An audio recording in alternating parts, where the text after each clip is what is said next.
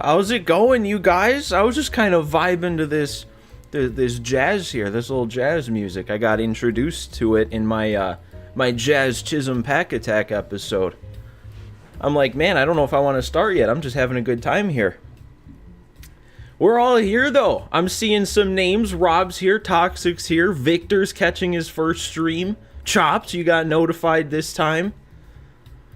I saw Mike, too. It looks like this screen's actually working for me, which actually this wasn't the one that wasn't working for me, but it looks good. It looks professional. I've got the chat up on the screen here. Not bad. Oh boy, but again, it's been what? Almost 2 weeks, a week and a half since the last stream, and I keep saying that I want to make streaming like more regular, and I do want to, and then I just come out and I don't stream. Like I gotta find a routine. I gotta find a time. That's the biggest thing, is I feel like I need to find a time every day that works to go live, and I don't know. It's kind of between two. It's between like right now type thing from 7 to 7:30ish until 9:30, 10 o'clock-ish, or a little bit earlier, like 4-ish to about 7-ish. Stream Saturday? I don't know yet. I mean, You've seen it, you've been here. I don't know when I'm gonna stream. But yeah, I don't know, man. I feel like ideally the normal time I would stream would be about 4 o'clock, and then, you know, that goes a couple hours, and then that keeps my evenings open if I ever want to fire up a second stream to just grind out some random programs, or I don't know. That's kind of, I don't want to get too much into what I want to do, because I'll just talk about that and then not end up doing it. But I feel like the ideal schedule for me in terms of like time of day would be try to stream around 4 o'clock for a couple hours. That'd be like the main stream of the day, and then maybe sometimes fire up a second stream in the evening, and that'll just be kind of like chill, relaxed, just playing some Conquest or some events or something like that. Yeah, two streams in one night, that's a little ambitious. Like I said, I'm fantasizing right now. I'm talking about the ideal world, which is not what we live in, clearly, because it's been a week and a half since I've streamed. I also, man, I was running a few minutes late. You know, I set it to start at 7:15. I was running a few minutes late, and I figured, oh, that's no big deal. Because usually, the times I've streamed in the past, it doesn't like, there's not like you guys aren't waiting there. But this time, I get on, I'm a couple minutes late, and it says there's like 5 of you waiting, and I'm like, oh, I gotta get going here. I don't want to leave you guys waiting. So I guess, speaking of not wanting to leave you guys waiting, let's transition over to the game screen here, because we got some Chicago Cubs March to October to play, and it's still not looking good. I want to have the chat overlay on the screen, like on, so you guys can see it too, and it's just not, it blends in too much with the background. Let me just try one thing. See if this will change it. Alright. Hopefully now as the new messages trickle in, it'll pop up. I don't know. I'm still getting used to so many of these streaming things, and I mean, it looks a little bit better. I just don't know if that, it might work better during gameplay, you're right, but I kind of want it to look readable like all the time, you know? What if I, you know what, let me try, what if I invert it? What if I have like a black text with a white background? Maybe that'd be easier to read.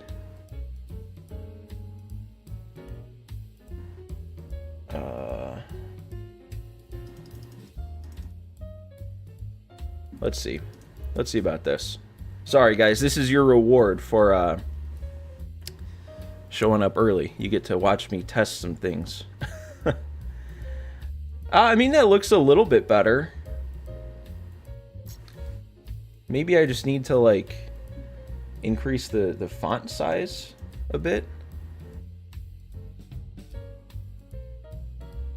I don't know. I feel like... You know what? No, actually, I need to make it bold. That's what I need to do. I need to make the text bold, and then it should show up better. All right, let's try this now. Gooder. Did I say gooder? I better not have. What if it was like blue, purple, red or something? That's too scary. That's too scary for me. Now it seems to not be showing up at all, so I don't... Oh, there it is. Does that look better? I don't really know if it does. I'm going to try one more thing. I'm going to keep it bold like this. I'm going to go back to the white text with the black border. And then maybe I just had the border a little bit too thick.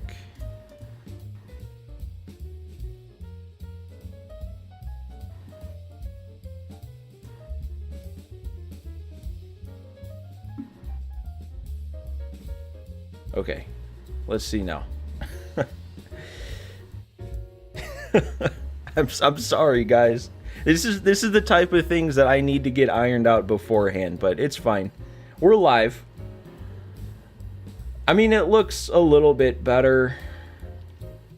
I almost need like a shadow behind it. I don't even know if that's a thing I can do. But I'm gonna leave it up this time. I'm gonna leave the chat on the screen. Maybe it is just the menus that makes it a little bit tougher to read, and if we're actually in game, it'll be easier. So it's only when we're here is when it looks bad. So, Rob, you're here for technical support. I appreciate it. I haven't been paying too much attention to the chat, but I saw the word lottery mentioned, and that's another kind of exciting thing. I got myself a Mountain Dew here because I found like a scratch-off lottery ticket from Christmas that I didn't know I had, and I won. Got myself a soda. And I have like $7.50 left over, so I'm rolling in it right now. Forgot to turn the music down too, but we're fine, right? There we go.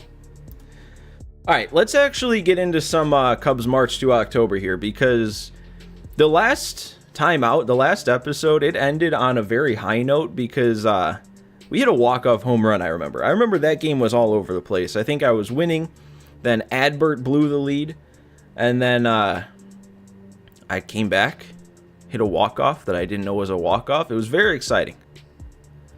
So it's been a little while, though, so I always feel like we need to kind of refamiliarize ourselves with how these Cubs are doing. We're about halfway through the year, 77 games in. We are currently winning the NL Central. I remember that's been kind of an interesting fight between us and the Cardinals. Because, like, it seems like whenever we do good, they do good. We do bad, they do bad. So somehow we just maintain this same lead over them. But the hitting has been a bright spot. Like, our hitting on this team has been very good if we just kind of cycle through these guys real quick. Like, Seiya Suzuki's batting over he's batting 318 with a bunch of homers. Bellinger's doing fine. Patrick Wisdom with 23 home runs.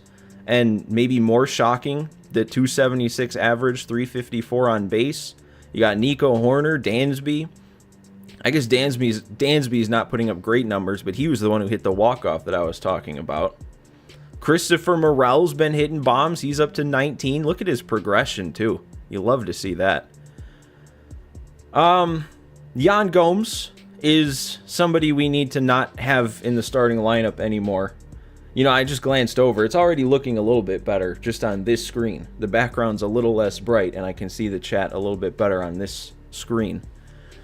You just finished the last White Sox March to October video, and I was like meh about DeSclafani getting signed, but if I get the chance to call him up, he'd be better than Davy Garcia or the other guy. But that's the thing.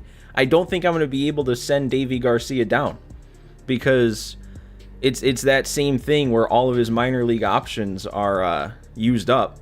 And last season, with the whole Sammy Peralta situation, that was why we couldn't send him down. So that's what I'm worried about. But yeah, I mean, DeSclafani could be fine. It's just, I was very frustrated in that video, if you guys couldn't tell. There's no reason I should be spending half of it ranting about the game, but I think I needed to get that off my chest. We also need to get Yan Gomes off of this starting lineup, but there's not really much we can do right now because Miguel Amaya is not much better. These are like the only two guys that are not doing great. I guess Yan Gomes, it's not like he's playing bad. For a 65 overall, putting up these numbers is fine. You meant like if I trade for someone using DeSclafani, then they might get sent down. That's true. I gotta trade Garcia. That's what I'm hoping. Yeah, not Tukey. We gotta keep Tukey around. But yeah, anyway, like I was saying, this team's hitting has been really good. It's been the pitching that's kind of been letting us down. Pitching hasn't even been bad. It's just hasn't been good. Like all of our starters, besides Kyle Hendricks, are over a 4 ERA. Our bullpen hasn't been all that great. We did make a couple of trades for the bullpen in last episode. We added Shelby Miller and Sean Armstrong. I did, before I hopped on live here today, I did make some adjustments to our trade management, our players to target screen here. Pretty much just to target lefties. That's all I did here. I'm sorry, I'm like stifling a burp here from this Mountain Dew. So yeah, Sam Hentges, Tyler Holton, 2 new arms that I added that we're targeting. Couple solid mid to higher 70s lefties, I guess, in the case of Hentges. We need lefties in our bullpen. Like that's probably our one weak spot right now, is we only have the one lefty. You like those targets? Then I like them too. I still want the catcher. That's the other thing I wanted to talk about with Yan Gomes. That's probably like our biggest need right now, is to get a better catcher. So these guys I added here last time out, I still want one of these two. But I think we're pretty much ready to hop into our next game here.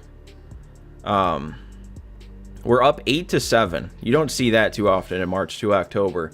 Top of the 9th inning. Just got to hold the lead for 2 more outs. And this should be interesting because Adbert did not have a good time maintaining a lead in the last episode. We've given up all 7 runs in the last 3 innings also. So that's not great. You're completely blindsided by the fact that the CPU just decided not to re-sign Gavin Sheets, even though he's a higher overall and roughly the same age. You and me both, man. You and me both.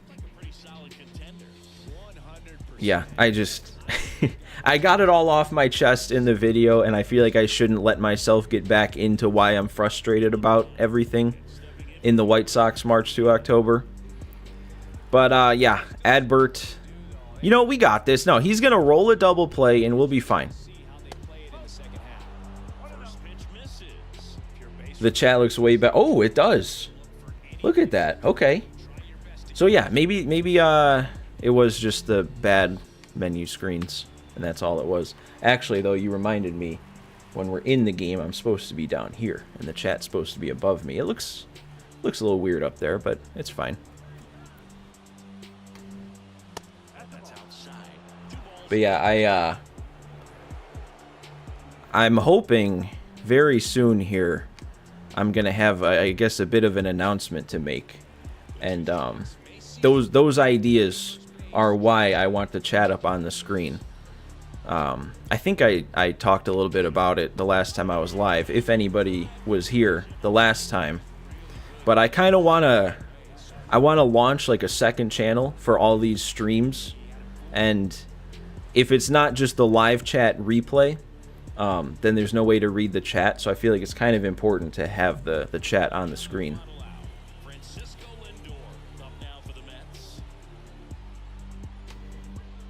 Alright, I was going to start reading the chat, but I feel like I kind of got to make sure I'm locked in here. Pick up this win. Let's, okay. Nico's got it. We're good. Alright. Brett Beatty with an amazing strikeout. Yeah, that wasn't a pretty one. Didn't even really register to me, but that was just kind of a sinker low in the zone, and he swung at it like it was a changeup.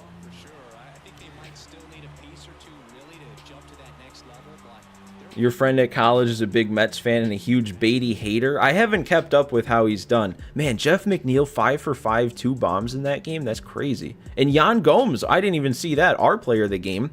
Just talking about how I wanted to get rid of him, and he's just a casual 4-hit home run player of the game. So we were on a winning streak. It said, you know, we had to win to keep that streak going. So I don't remember where we were at. But we have a lot of momentum here. So what are we about to see? Keep going on this winning streak or lose it in the first game against San Francisco. Oh, and look at this. All right, we got something big right away. This isn't a fast track. I would kind of hope that with the young players we're seeing here, this would be a fast track. But we got to get Kevin Alcantara here. Like, that's the only option, especially since it's a call up and not a fast track.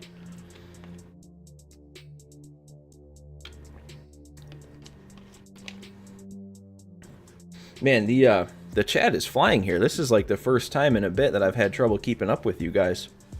Gomes just trying to butter me up. Yeah, I guess he won't be getting sent down here, will he? Because none of these guys are catchers. Yeah, the only option here is Alcantara. He's the only one with a good enough overall right now to justify him being in the big leagues, and then he can get even better. That's the thing, though. Since this isn't a fast track, we actually... You know, I should move myself here so you guys can actually see what I'm talking about. That'll work. But Mike Tauchman here, 67 overall. He's a backup outfielder. Alcantara is better, so like it makes sense even if we don't get the boost. Because we kind of got to treat this like he's going to come up and be a 69 overall. Because I'm not great at hitter player locks. But if it goes well, then it'll go well, and he'll be a much better option. So we will. We're going to call up Kevin Alcantara. We're going to send down Mike Tauchman. Tauchman's been good. It kind of sucks to have to send him down, but he's regressing. He's a low-ish overall. I think at the very least, Alcantara is a better fielder. So we're doing it. Exciting here. You love the player locks. They don't love you. That is exactly how I feel. And normally I would say only for hitters, but I guess our last time out with the Cubs, I did fail a pitcher one, didn't I? All right, I missed a chat a little bit earlier. I wanted to read here. MLB The Show being the best sports game just is so much about how pathetic EA is with FIFA, Madden, and NHL. Yeah, there's a reason I haven't played Madden since Madden 21. Although I'd love to check out the new college football game that's going to be coming out here. So what does Alcantara look like in our starting lineup here? Or not starting lineup. He'll be on the bench, and he's probably not going to find his way into our starting lineup, even if he gets boosted. It'll just be nice for him to get boosted. So let's go for it. You got a player lock with Ronald Acuna Jr. Went 0 for 4 with 4 perfect swings. Awful. I would have been done. I would have been done for the day. At least with a player lock, if the team loses, the momentum should still be positive. I don't think that's not what I've found. In the major leagues, at least. If you player lock in the majors, you can have a great game. But if the team loses, you get one snowflake. If you're in the minors, it only depends on what you do. But in the majors, yeah, it's all based on what the team does.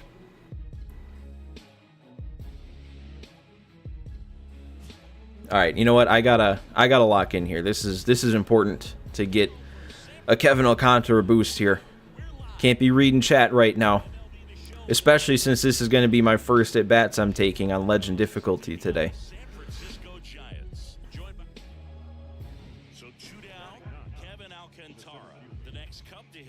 All right, let's do this. I'm trying to not anchor the PCI up anymore, so I'm still kind of getting used to that too. We got to face Jordan Hicks. That might be the best pitch I see. Otherwise, I'm probably about to get fed some outlier sinkers. Oh, no. See, that's what I'm... I don't know what I'm trying to say. That is purely because I haven't taken any at-bats on this game yet today. Wait, who made a bad pun? What did I miss? I love bad puns. Oh, is it just you saying it was toxic to toxic about the game, giving him the 0 for 4?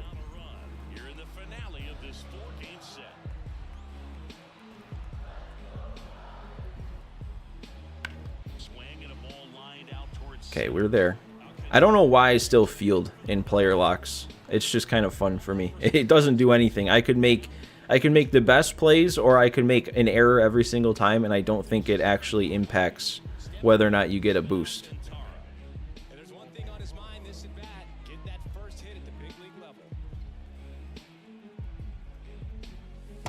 Okay, I'll be fine with that. I'll be fine if he walks me.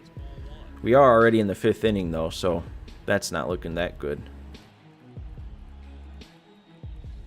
It's a good take. Player lock fielding for outfield sucks this year. You're always giving line drives and whatever else you said. Man, I felt like I was on that. I don't know. I don't player lock field too much, so that's kind of yeah. I missed Toxic's pun. That's a good one. Like I said, I love bad puns. I shouldn't, but I do. I can't. My brain doesn't work fast enough in the pun department. And he's been on a good run at the plate, hitting over 325 in his last 10 games. So that's probably what you were talking about. Is you see a lot of that in the outfield player locks. You wish your performance as a whole also helped out with the boost. I agree, and I wish it was. I wish you got boosted based on what you did too. Like if you hit a home run, you get more power. If you steal a base, you get more speed. If you make some plays in the field, you upgrade your fielding. But it's always the same. That's going to be a hit. I don't know if that's going to be enough to secure a boost here, but we should be getting one more at bat in this one. That's his first big league hit too, right? Oh, and man, I keep forgetting. I'm so bad at managing where I'm at on the screen. When I'm in the game, I'm supposed to be down here. At least my brain works fast in the fun department. I can't even come up with a response to that. I'm glad. The fun department. That'd be a good name for a created stadium. 1v1 in the fun department.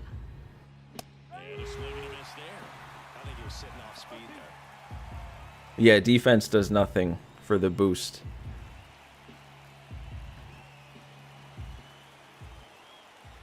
I hope I didn't miss them telling me to steal. Okay, no. That doesn't help though. If we didn't get that double play turned, I think that guarantees another at bat. But now if we get set down in order for the rest of the game, we don't get another one. This is also not a great situation for our lead. Only up by 1. They got 2 on and nobody out.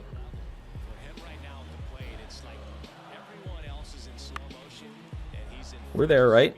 Yeah. Ooh, we got a chance to throw him out. Oh my god, this is the first time I've seen that this year. Did I just throw him out, though, because of it? Look at that. Look at the cannon in center field. That is the first time I've seen that minigame. That was actually kind of fun. You'd assume the fun department is the shortest walls and max elevation? No. No, because to me, that's not fun. I need some good balanced gameplay to enjoy myself. That was it? Wait, that was the end of the game, so we didn't get another at-bat? How? We really got sat down in order. I guess that's a good thing, because if I got another at-bat and failed, we probably wouldn't have gotten the boost. But now with that, we get a boost, and we get the momentum. Not fun to hit homers. It's not that. It's that those stadiums with the short walls, max elevations, it makes home runs too common. So then it doesn't become fun anymore. Like if every swing I make is a home run, the home runs aren't special. Patrick Wisdom with another 2 bombs in that one too? Okay. Okay. So what are we about to see from Alcantara here? I feel like pitchers is normally like a solid +6 to their overall you can expect, but hitters, it's kind of all over the place. So he was, what was he, a 69 overall? We still have a good amount of momentum here. We can't seem to get a new winning streak started, but we're still winning more games than we're losing. Survive close games. This is probably going to be another late game. Oh, no, it's not. We got 3 full innings to play. Cardinals have pulled back tied with us. That's like what I've been saying. When we play good, they play good. We've been playing good, and they're just slightly even better. You forgot. Ooh, I always forget how to say his name. Coulomb popped up as the first trade of the season. As an Orioles fan, you wish he was your closer instead of Cano/Craig. I've never known Danny Coulomb to be good. I remember he got upgraded in the first roster update this year, and I was like, oh, he's actually good. He's always a good battle royale arm because he's a lefty with the sinker cutter. Dalton Rushing has been kind of disappointing in Pack Attack until he hit 2 home runs in that one game. I don't know if I'd say he's been disappointing. He just hadn't been going deep. Oh, I got to look at the boost. You wish player boost boosted clutch? Yeah, I agree. I would have thought that would be something they changed when they made clutch matter more. Where are we looking at here? Kevin Alcantara, 74 overall, and he gets the standard boost. So +1 as like a base to everywhere, and then the extra +6 to contact, +6 to vision and discipline. And it's just like what you were saying. The clutch doesn't go up much, so his contact's looking good, but then the clutch is only at 52. So I keep feeling like I have some gunk on my glasses though. Let me clean that off. Another thing I should have gotten taken care of before I went live. You guys are my tech support. Now you're my glasses cleaners. There we go. That looks better. You got him for cash consideration, so you assume even the Twins weren't familiar with his game. I wonder, I'd love to see like a list or something of all the best trades for cash considerations. Because I feel like there's some people that's like, oh, he was traded for cash and now he's like this. Ian Happ was not an 80 overall when we looked before, was he? That's good. That's good to see out of him. Wisdom's up to 27 home runs.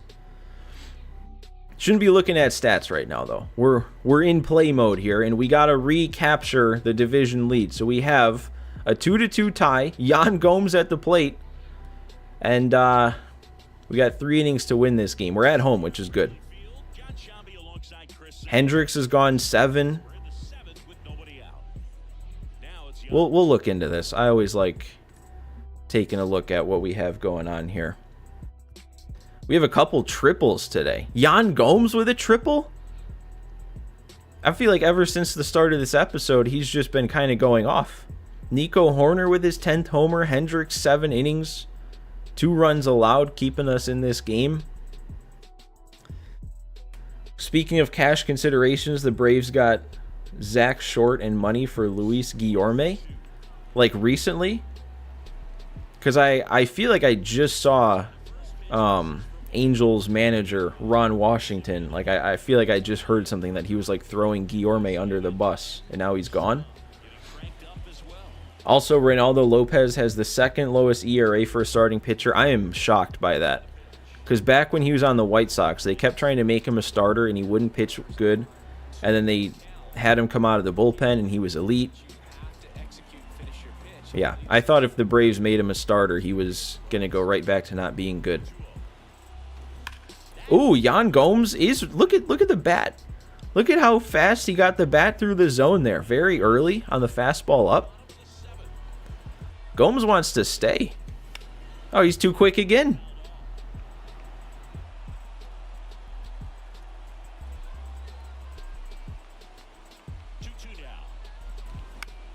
That might drop in. Is it? No, it's not going to drop in. Wow, okay.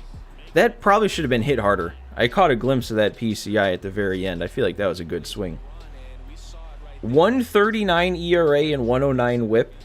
Yeah, I did not know he was doing that good. It's a White Sox thing. It's always a White Sox thing, isn't it? Or maybe it's not, because now all these ex-White Sox are going elsewhere and not playing good. Maybe it's only a White Sox pitcher thing, because, like, well, I guess they're all... I don't know what Lance Lynn's doing, but then Giolito's hurt. Hendricks is hurt.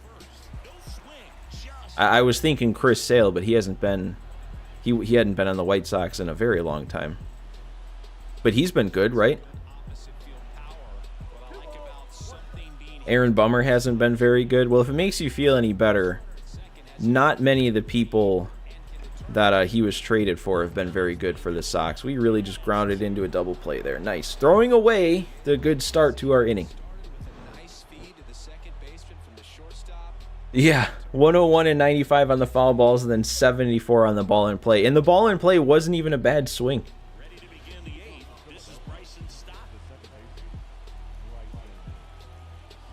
Wait, I should actually make sure I should leave Hendricks in here. He's got plenty of energy. Yeah, I'll pitch an inning with Kyle Hendricks. I should start getting used to using him now that he's in our White Sox March to October.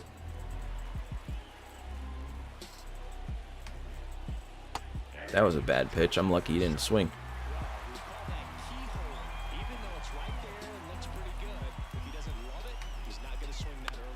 And there we go. All right. It always kind of, whenever I see a ball hit to somebody with no fielding badge next to their name, I get kind of nervous. Who do I have in the pen? That's a good call. I have a lefty and a righty. I'm good with leaving Sean Armstrong in. We haven't used him yet since I traded for him that I can remember. In the game with your 0 for 4 performance, some random guy hit a ball 34 off the bat and got a hit. Was it a bunt?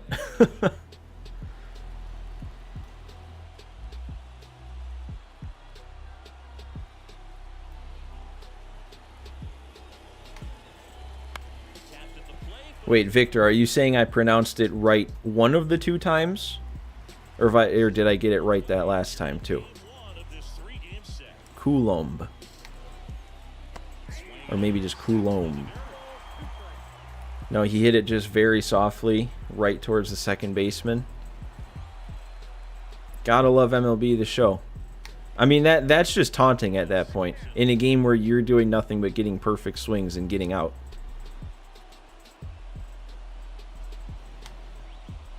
Ooh, what a pitch. What a pitch. You didn't hear it the second time? I was just talking about when I just said he was in the bullpen. Maybe I didn't even say his name. I don't know. My short-term memory is not there, is it?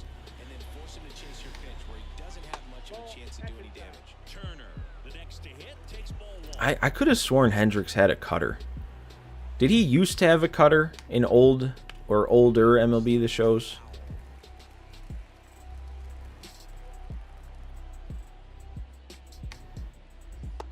Dude, he is getting some swings and misses on that curve. I almost want to throw it again. I am. I'm going to throw it again. Come on, sit him down. I'll take that too. I will take that too. Rolled over on it. Now we just got to score. I want to score now and have another chance with Alzolay to close it.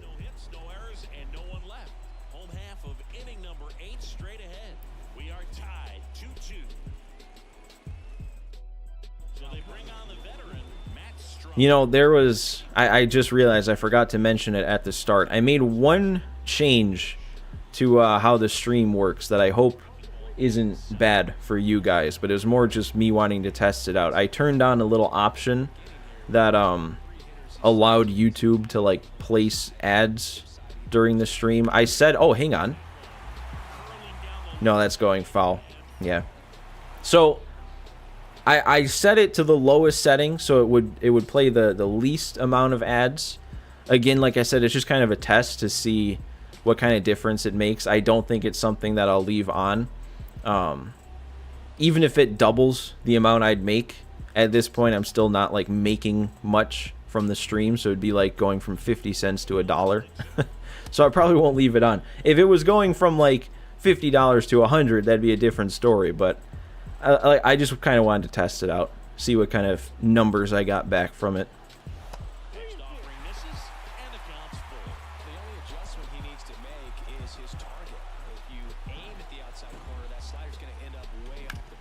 Oh, get down. There we go. That bounced very weird.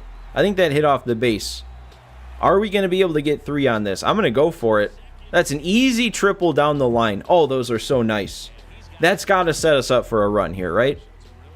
Nobody out, runner at third. Is that actually was this the game? Am I forgetting that bad? This was the game we already had 2 triples, right? That's our 3rd triple of the game. That's crazy. PCA lefty to drive in this go-ahead run.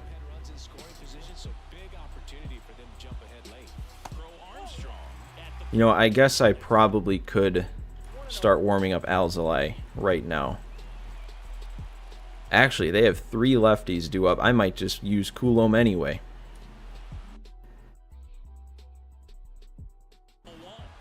You only use power swings even when you get to Hall of Fame or Legend? You're crazy. I never power swing.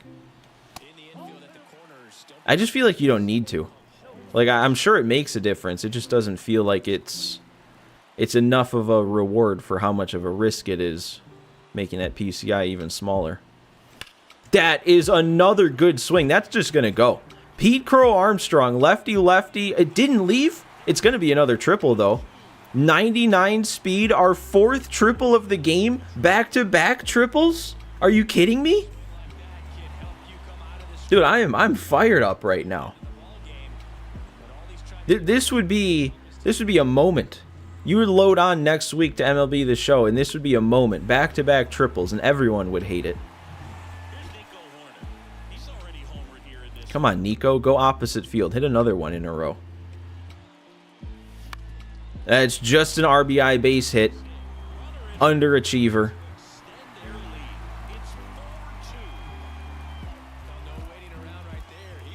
You're calling 5 triples? Oh, boy. Oh, boy. Putting the pressure on. We don't have any outs yet. PCA, a.k.a. the helmet guy. Ah, that's a bad swing. Don't give SDS ideas. I'm sorry. They're not watching. Probably because the CPU throws enough hangers and you focus on using high contact guys. Okay, that makes sense then. Get a little bit more power then. No, that's not going to drop in. We already learned that earlier in the game with Gomes not getting it to drop in. Okay, that was interesting. They're always watching.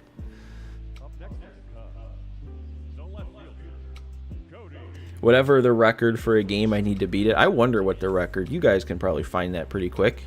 The record for triples in a game. It's probably something from like 1895 when there was no fences in the fields. Is that really going to be right to him? 101 off the bat. Rocket. What's the farthest home run I've hit? I think it was earlier this year. I think I hit one... It might have been on a video even. I think I hit one with Justin Turner, and it went like 530. Now I can't remember. I don't know. If the game does a pitch out, take an extra lead, and steal out of spite. I feel like the game doesn't do a ton of pitch outs anymore. Like, there's still definitely... Well, there it is. I was going to say there's still definitely plenty of slide steps. I feel like you don't get too many pitch outs, though. Oh, Harper. Costing me maybe another triple there. If that gets past him and all the way to the corner, who knows? You were about to say and forgot, but with power swings, you get exactly that. A ton of good timing line drives with 110 velo straight to an outfielder. That happens too much this year. Like, I feel like we need more... like top spin on the ball. I feel like that's the issue, is these line drives, they just like hang up in the air and then they just glide all the way to the outfielder. These hard hit line drives need to like curve downward and drop in.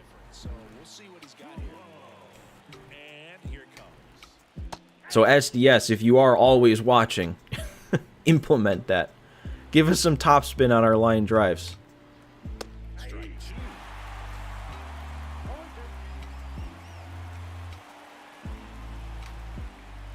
There we go. Look at Danny with the spot there, painting. I'm trusting him here with all these matchups. Lefty-lefty.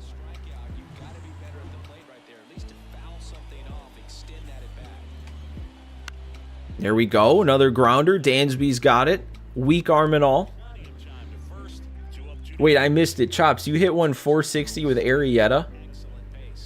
Like the new Arrieta that came out like last week or whatever, or is this on a game before?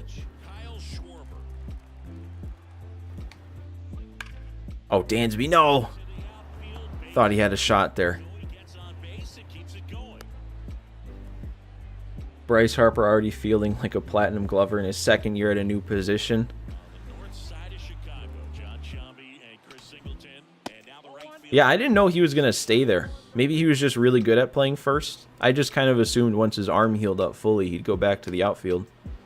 And another ball. He's been raking in recent games, and a big reason why. Did I know Justin Turner and Trey Turner are not related? I always assumed that, but what I didn't know is the relief pitchers, Scott Barlow and Joe Barlow. For some reason, I just always assumed they were brothers, and they're not.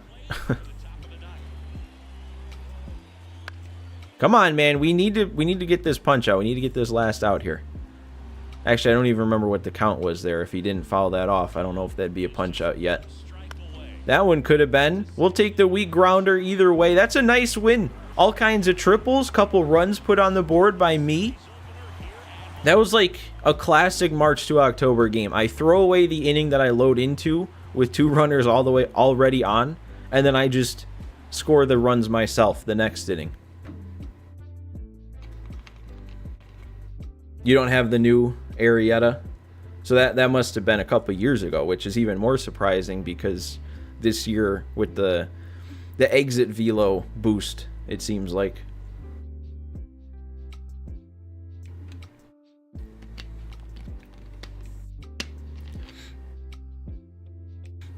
There's 2 minor league pitchers that have the exact same likeness, name, and are pitchers, but they aren't related in the game or in real life.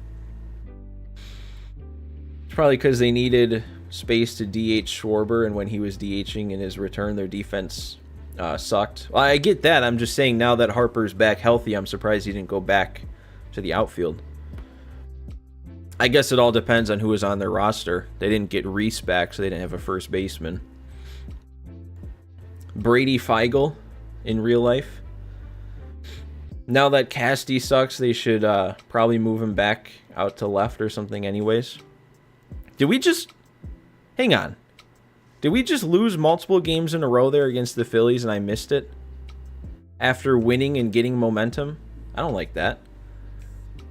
Quick, get into a pitching moment so you can get into the shower. Well, depending on who we trade for here, if we trade for a pitcher, I guess it'd only be a starter. Would give us a player lock. I don't really know where this comes from. Why? Yeah. What are they thinking? Why would I take Rengifo here? So no, we can move on pretty easily from that. Alex Wood from the A's. That is a... Yeah, I know I'm blocking some of my guys here because that is a hefty price for Alex Wood.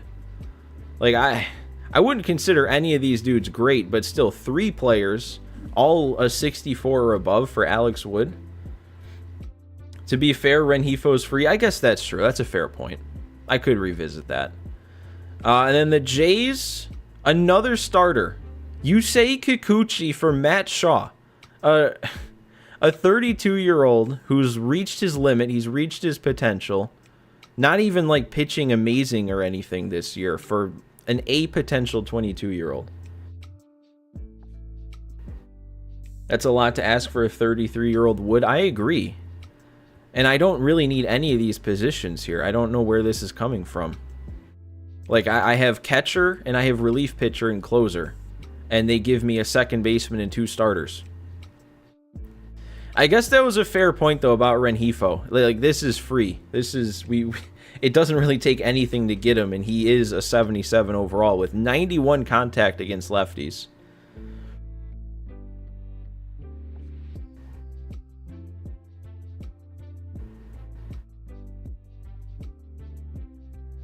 You love when the sim game gives you more wins than losses with giant positive momentum. Literally just happened in your Reds March to October yesterday before you rage quit and deleted it. Oh my god. Yeah, no, I'm probably gonna do this. It's just how is this gonna work on our team? Because like this doesn't. I don't know what happens here because I don't get to choose who gets removed from the team. Michael Bush has been really good. Nick Madrigal has been Nick Madrigal's been really good as a bench player. He's batting .321, 36 for 112. I kind of don't want him to get sent down. Like, where do we put him? What's our lineup against lefties looking like? Do we even have a spot where this would make sense? I guess over Michael Busch, but Michael Busch has been good. So send down Amaya, but then we don't have a backup catcher, and I don't get to choose. I guess that's the bigger factor here, is I'm not going to be the one who gets to choose who gets sent down. Can Rengifo can't play first. He's not great in the field either.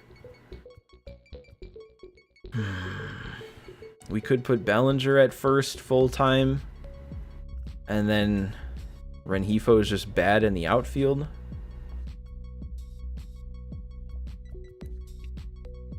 Guess it'd probably be better to have Morel be bad in the outfield than Rengifo, because at least Morel's fast, or faster.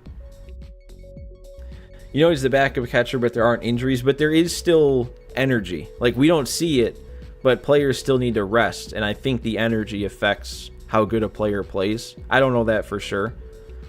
But also, I just think it's up to the CPU. So Rengifo could play third or left field. But does that help?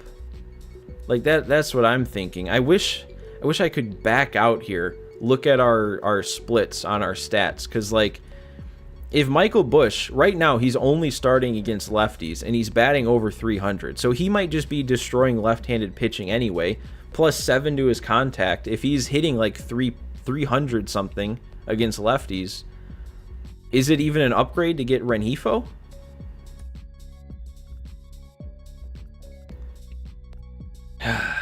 After a year of this, am I going to do another one? Probably with a different team. To be completely honest, this March to October wasn't supposed to take as long as it has. I just haven't been streaming as often as I originally planned on. But yeah, the plan was to do like one season with the Cubs and then move on to a different team and just do like one season with a bunch. I honestly don't know what to do here. Like, I feel like I don't want to give up what we're giving up to get these starters, because some of these dudes could be pieces and trades for better arms. Even though, like, technically, Alex Wood, even Kikuchi would be upgrades over Jordan Wicks at a 74. But I just don't know if I want to waste some of our trade pieces on an arm that's not even, like, that big of an upgrade. So, yeah, I mean, that just leaves Rengifo, and I don't know if this is the best fit. Braves next. I'm planning on spinning a wheel again. I know it's a while ago, but I spun a wheel to determine who I was going to use for this one, so I'll probably just spin a wheel again. When do I plan on streaming next? I have no idea. Hopefully it won't be too long. You don't think there's a wrong answer here with Rengifo? I just don't know if there's a right answer, though. Like, there might not be any wrong answers, but there might not be any right answers either. It might just be a lateral movement if I get him. Because the only way I see this working is sitting down Michael Busch, and he's been doing really good. I guess, like, maybe I could sit down PCA, even though I've been good with him. And technically, he's better against lefties. But maybe I could bench him, move Bellinger to center, and... You know what? I guess I probably should just accept this, because Rengifo is a good bat. He'll probably be an upgrade to the team. I don't know. I don't feel good about this. This would be the kind of thing that when I'm recording and it's not live, I'd be sitting here for way too long, and I'd have to cut out like 15 minutes of the recording of me just sitting there, not knowing what to do. I think I'm going to do it, though. Just trust the March to October trade magic. I think that's what we're going to do. Let's take Rengifo. We laughed at him at first, and then the other two options weren't good, so we ended up with him anyway. I don't know about this. We'll see. We'll see what they've done, but we're going to get a player lock with Rengifo. That's what we know for sure. Still, yeah, I still don't understand that trade from the Angels side. Like, what are they doing? So they do have, against righties at least, Rengifo's on the bench. Yeah, what were the Angels doing? Like, he's got another year after this of team control. He's young, or young-ish at least. B potential. So what about against lefties? They still have him on the bench. So I guess it is all up to me with what I would want to do.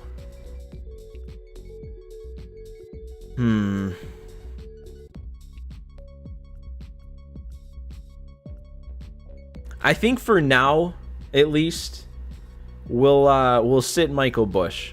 I think that'll be our plan. So I'll probably...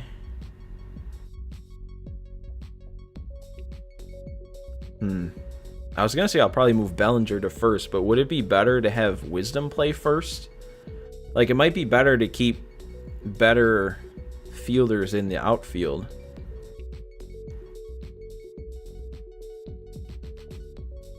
I might do that. Even though... I was going to say, even though Wisdom's doing really good at the plate, and with him DHing, he probably gets to play every day. But I think that's what we're going to do. I think we're going to have Wisdom play first base. We're going to bring Rengifo in, and then it's just kind of between Rengifo or Morel to play third. And honestly, Morel is a primary third baseman. Rengifo isn't. So that would mean Rengifo would get a little bit of a penalty for playing a secondary position. Who got sent down? Good eye there. Good call. Because I didn't look. Who did get sent down? Who am I not noticing here? I always forget who's on the team to have gotten sent down. Who are we missing? You got anybody? I feel like this happened earlier in this March to October. I didn't realize who got sent down. It was definitely a position player. I don't think it's in the bullpen because we had 4. We still have 4 on the bench. Oh, it was Madrigal. Nick Madrigal. That's who it was. That's probably who I would have done too, even though he was playing really well. I think we got to move Rengifo up in the order, though, with how good he is. Yeah, he's probably good batting. We'll bat him 5th. Bat him 5th. Have him DH. Leave Morel at 3rd. We got Wisdom playing first. I think this is the best way to handle it right now. Busch on the bench. I don't know. We just got to remember to maybe pinch hit with him if it makes sense. You were going to say keep Busch in and manually substitute PCA late game as a pinch runner fielder, but that's probably just you not caring at all about defense. But it's also the fact that we sim a bunch of games. So like in all those, my hip cracked big time. You guys might have even heard that. But in all the games we sim, then, it would just be PCA sitting. So I don't know. Where are we at in the division here? We gained another half game. So we're up now again over the Cardinals. But we're going to be player locked here with Rengifo. So let's just go ahead. Let's see if we get him a nice little performance boost.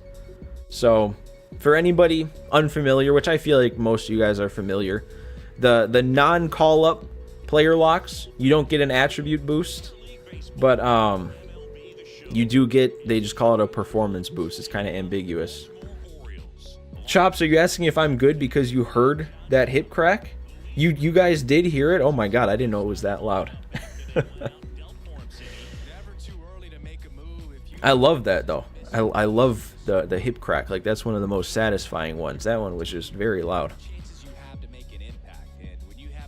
Alright, let's go. Let's go with Rengifo here. Of course we don't get to... I didn't even realize. Not only do we not get to face a lefty, but we have to face Corbin Burns. And I can't see. Oh my god. I don't know how I'm going to pull this one off. I couldn't see that pitch out of his hand. We got a tiny PCI. Okay, I saw that one a little bit better, so maybe it's just when he threw it up in the zone.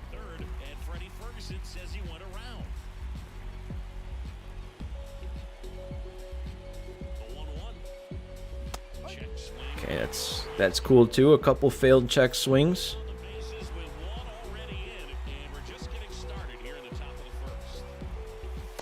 Lean into it. Stick that elbow out.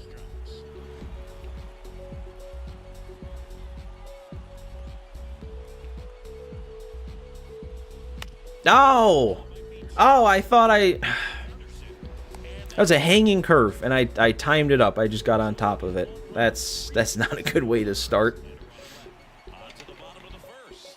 It's the Cubs 1 and the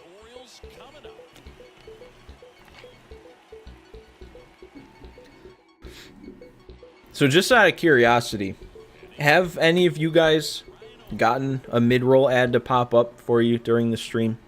Henderson, the runner at second with one away.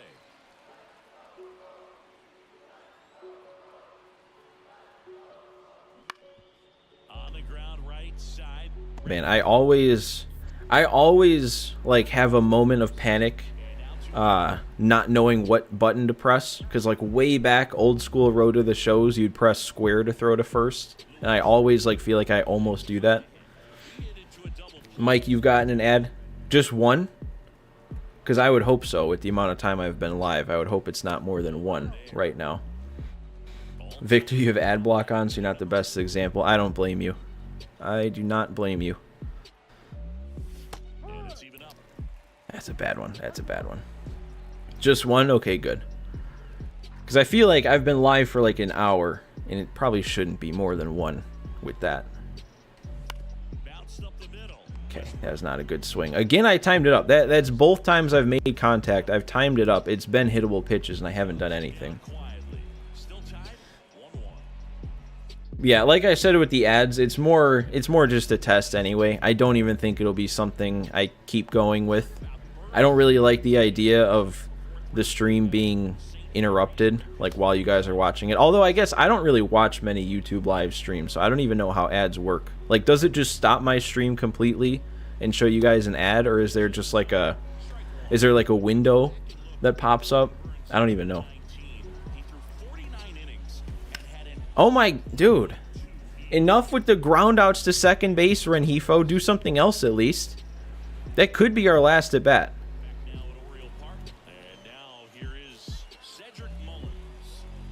You remember in 23, you didn't know the difference between the player lock boost, so after you traded... Hang on here, let me make a play. Oh boy. Alright. So after you traded and shoved with Yanni Chirinos for a +3, you checked his attributes and there's no progression. Yeah. I forget if... I can't remember now. I don't think fast tracks were even a thing when they first made March to October. Because that was MLB 19. And I feel like fast tracks were a thing that became a thing after I'd already played March to October. So I didn't have that same realization. You just got another ad, so I wonder if it's like an every half an hour thing. Or thereabouts. How am I missing that? Oh, because I brought the PCI in. He doesn't throw cutters anymore. That guy's out of the game now.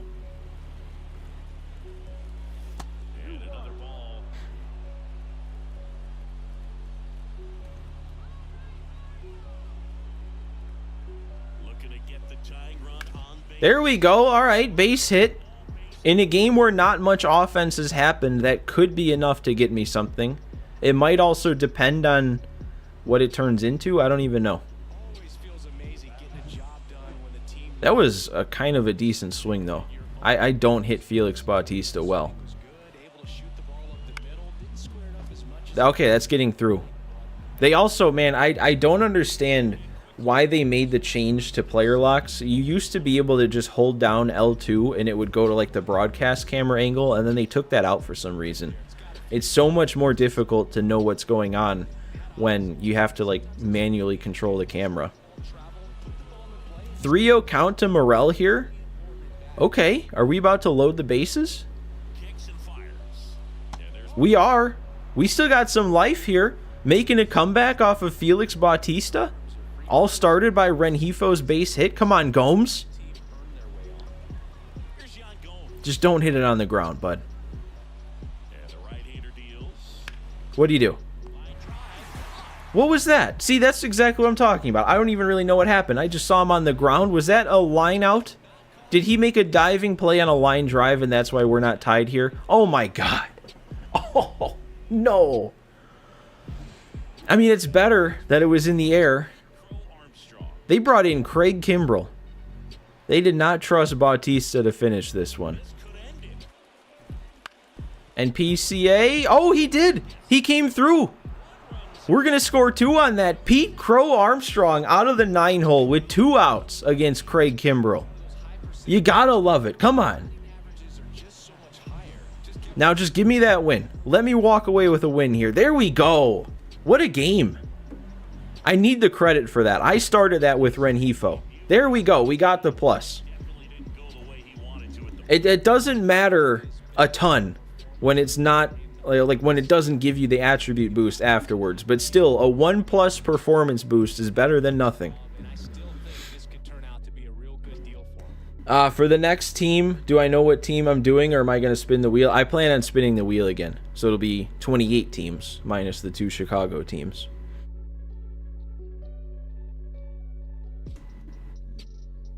Never been so happy for an Orioles loss in your life? Man, I've got you rooting against your own team with this March to October.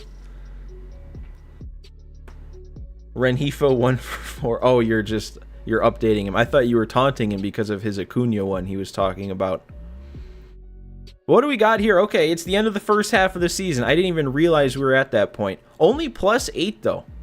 We got 4.5 stars. I would have thought 57 and 39 would have been more than just 8 more wins than expected. But I guess that's pretty solid. That's also good for Team Affinity. This new set of Team Affinity is a lot tougher to grind.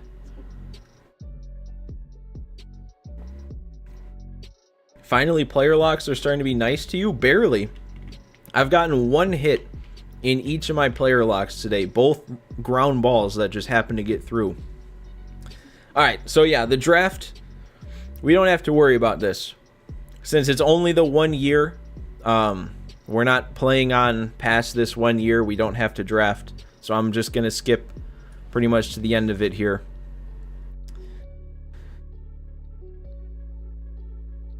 You're going to have to play the O's in the divisional against your Guardians. I saw the hearts pop up right before you said guess who, Jeff? And I'm like, oh, Jeff must have gotten here. That's hilarious. All right, where do I have to go here? I think I just hit start draft, and then we got to see the first picks. On Monday, you're seeing St. Louis play the Orioles, and you can't wait to see Henderson in Richmond. Why do I not know who Richmond is? Uh-oh. Call myself a baseball fan, and I don't know somebody who you're excited about seeing play baseball. That kind of reminds me of the time, though, that I went to see a Brewers game against the Nationals, and it had to have been 2018, because I was excited to be able to see Bryce Harper and Juan Soto play, and they both hit a home run against the Brewers. That is the only time I've ever seen the Brewers lose in person, and I wasn't even like too upset with it, because I was like, I got to see Bryce Harper and Juan Soto go deep. It's pretty cool.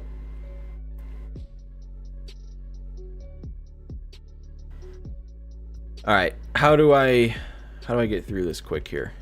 There we go. Sim rest of the draft. Who do we get?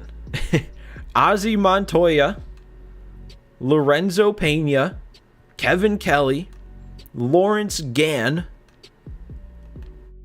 and Greg Menard, Alberto Dorta. That seems like a great list of names. I'm sure they were. We can automate this too. And now we're good. And now, oh, we got a fast track. I'm not doing Porter Hodge again. I can't. Greg Menard next GOAT. Do we have to keep this March to October going just to see what Greg Menard turns into?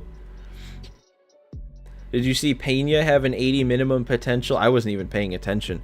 We will look. I'm always curious to look when that final screen actually pops up and you get to look at everybody's attributes and potential. I should play a day game at Pack Attack Park 3 in Pack Attack. See, I keep meaning... I have to make a change to the stadium because it kind of is difficult with certain pitchers to see during the day, like to see their release point. So I got to make a little bit of a change to the stadium to take care of that, and I just keep forgetting to do that. But once I do, we'll rotate in some day games. All right. No, I'm not doing Porter Hodge again, Rob. He's like the only pitcher I've ever failed with in a fast track. I'm not doing it again. Although, I don't know if this one would be... Oh, do I have to do Porter Hodge? We don't need this guy. Like, we just don't. We already have our middle infield covered. We just got Rengifo. We don't need a backup middle infielder. I have to do Porter Hodge again, don't I? Oh, no.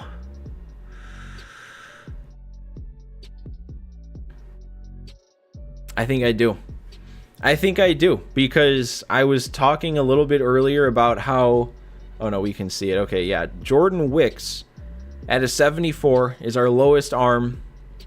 We could probably use a bit of an upgrade over that, and if we fast track Hodge, he'd become a 70. If we then call him up and it's successful, he becomes a 76. That'd be an upgrade. Porter Hodge redemption. Is that... I guess that's what we're doing, because we don't need this guy.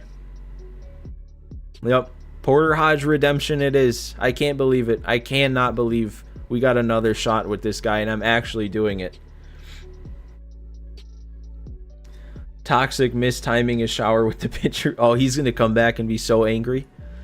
He's going to be so upset. Where do we stand here after that? We got a 4-game lead over the Cardinals. All right, a little bit of distance finally.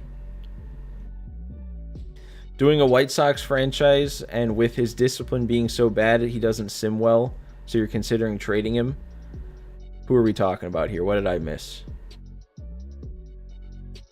Porter Hodge for president. We'll see. Let's go for it here. Let's see if he's any better.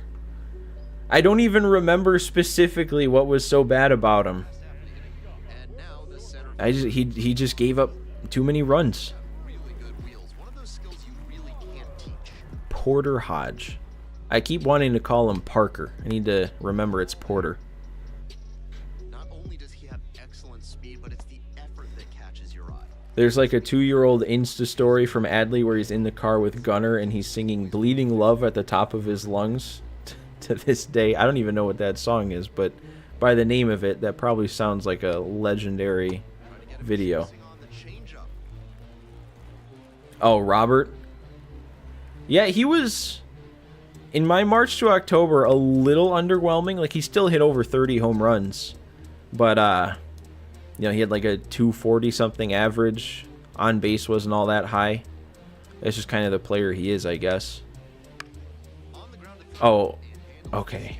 Are we going to make this play? All right, I thought we were getting started out hot with a 65-mile-per-hour exit velo base hit down the line.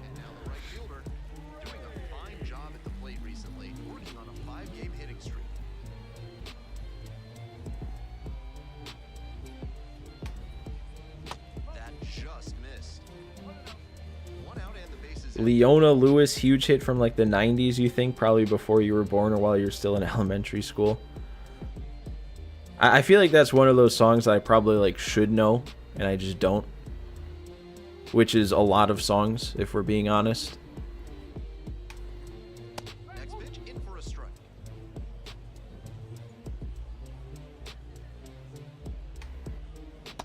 And swing and miss. That's some great arm action. Keep Kiermaier in the lineup, never remove him. I'm going to ride it out with him until he starts falling off. Ooh, that's not what we want to see. Porter Hodge back in form.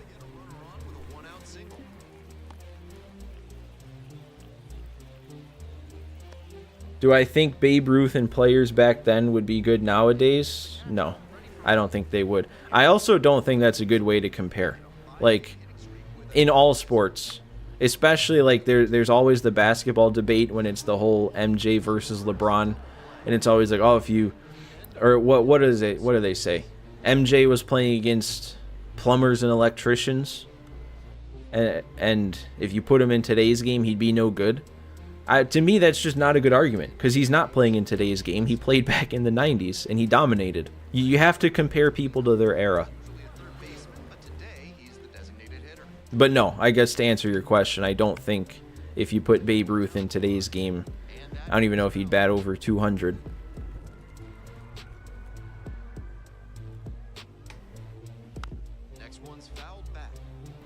Did I see the throw Kiermaier? I don't know why I'm having so much trouble reading your message. I'm assuming you're asking me if I saw a throw from Kiermaier today. Which, if that is what you're asking, I didn't.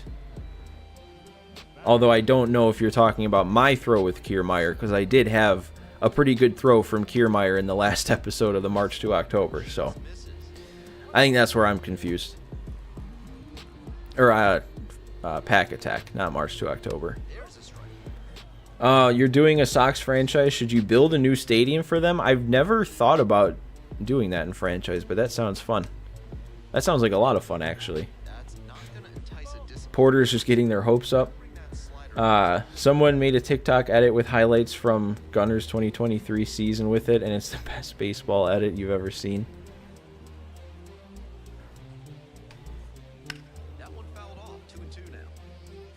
Oh, you were talking about my throw? Okay. That was a great throw. The swing just a touch too early. Pitcher needs to adjust. Fly ball to left, down the line, giving chase. How many of you guys in chat have ever played Fallout 4? Just out of curiosity.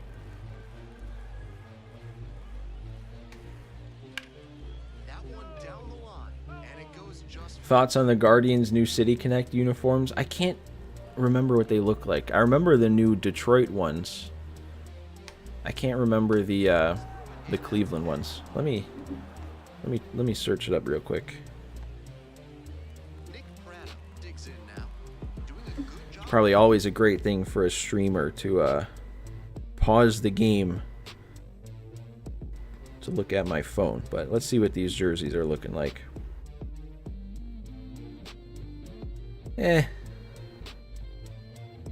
I don't think they're... not just because it's Cleveland and I'm a White Sox fan. I just don't know if I'm that big of a fan. Mike, you say they're trash? I mean, I don't want to say trash. I feel like that's a bit harsh. But I don't think they're great. Kind of bland. Just the three-letter abbreviation front and center. Not a fan.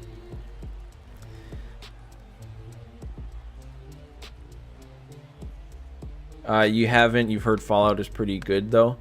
I've heard the show's good. I haven't gotten around to watching that. I just bring up Fallout 4 because I've gotten back into playing that. And, like, it takes place in Boston.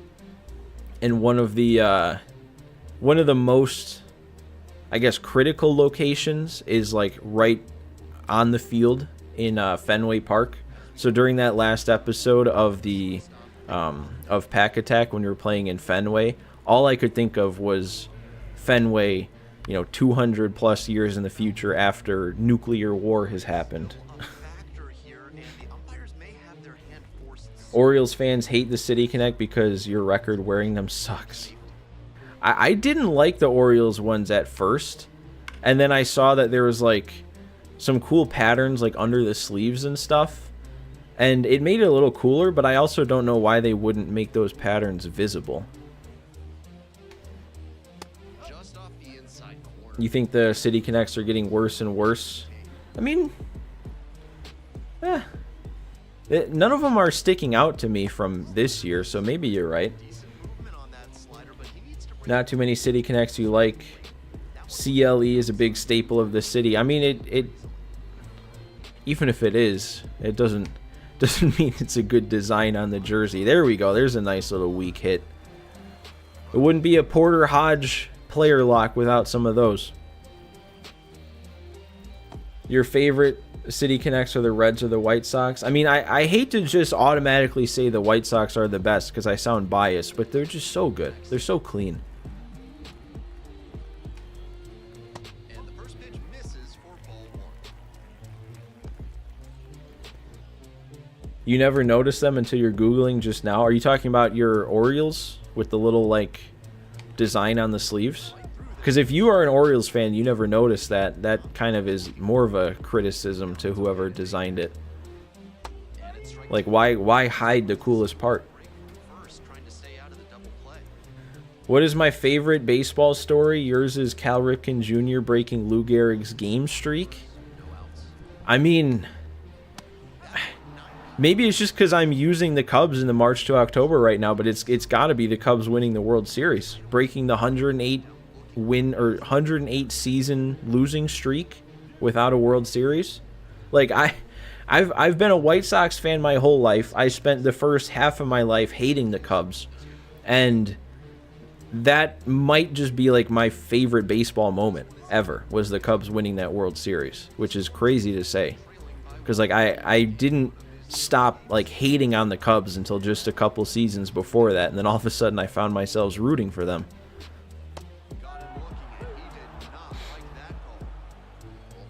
At least it's not as bad as the White Sox one. Jeff, you take that back. Can't be saying the White Sox City Connect is bad.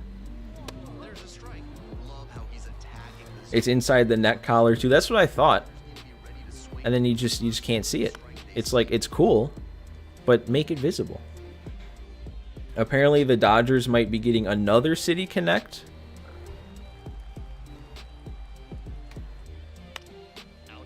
Jeff, you're leaving and you won't take it back before you leave? I'll remember that. What's my least favorite baseball moment? Oh my god, that is a tough question to just pull an answer out of. I mean, it could just be like the White Sox losing to the Astros just in general. I would still consider myself in 2019 primarily a Brewers fan. So that loss in the wild card game to the Nationals, that stunk. That wasn't fun. Man, I don't know. I feel like coming up with a least favorite is difficult because like anything that really hurts, really stings, you kind of try and block out. And it's not like too many of my teams have had too many like deep playoff runs for something like that to hurt.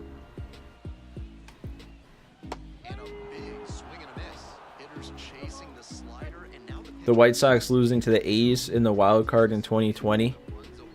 For some reason, I don't remember being like too upset by that. I mean, obviously I was upset that they lost. Like it's more the fact that I didn't quite expect them to be as good yet as they were that year. So just making the playoffs, even in the weird format that it was that year, is kind of like, okay, this team overachieved this year. And I was just kind of more excited for the future. How does it feel as a White Sox fan to know I almost had Fernando? We try and forget. But hey, at least we got James Shields out of it. Saw the film of him giving up a bomb to Bartolo and was like, you know what? We need that guy. You know, I guess it's kind of a good sign that I've kind of been mindlessly pitching with Porter Hodge here, because that means he hasn't really done much bad. Like, he's kind of cruising here.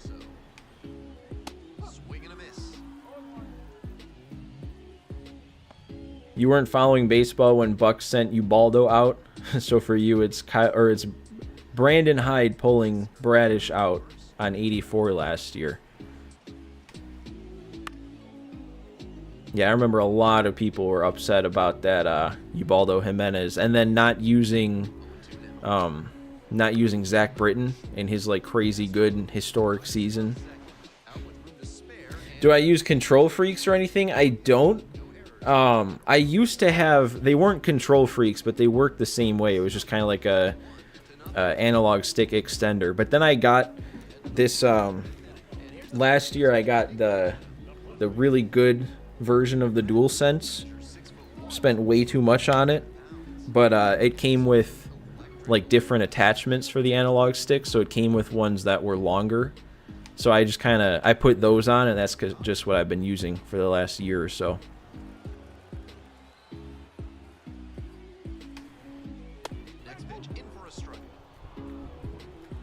When you realized the Sox had Tatis and traded him, you were so upset. We all have been there.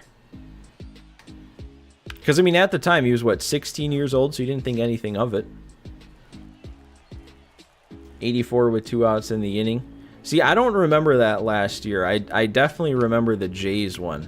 I remember it was Barrios got yanked early.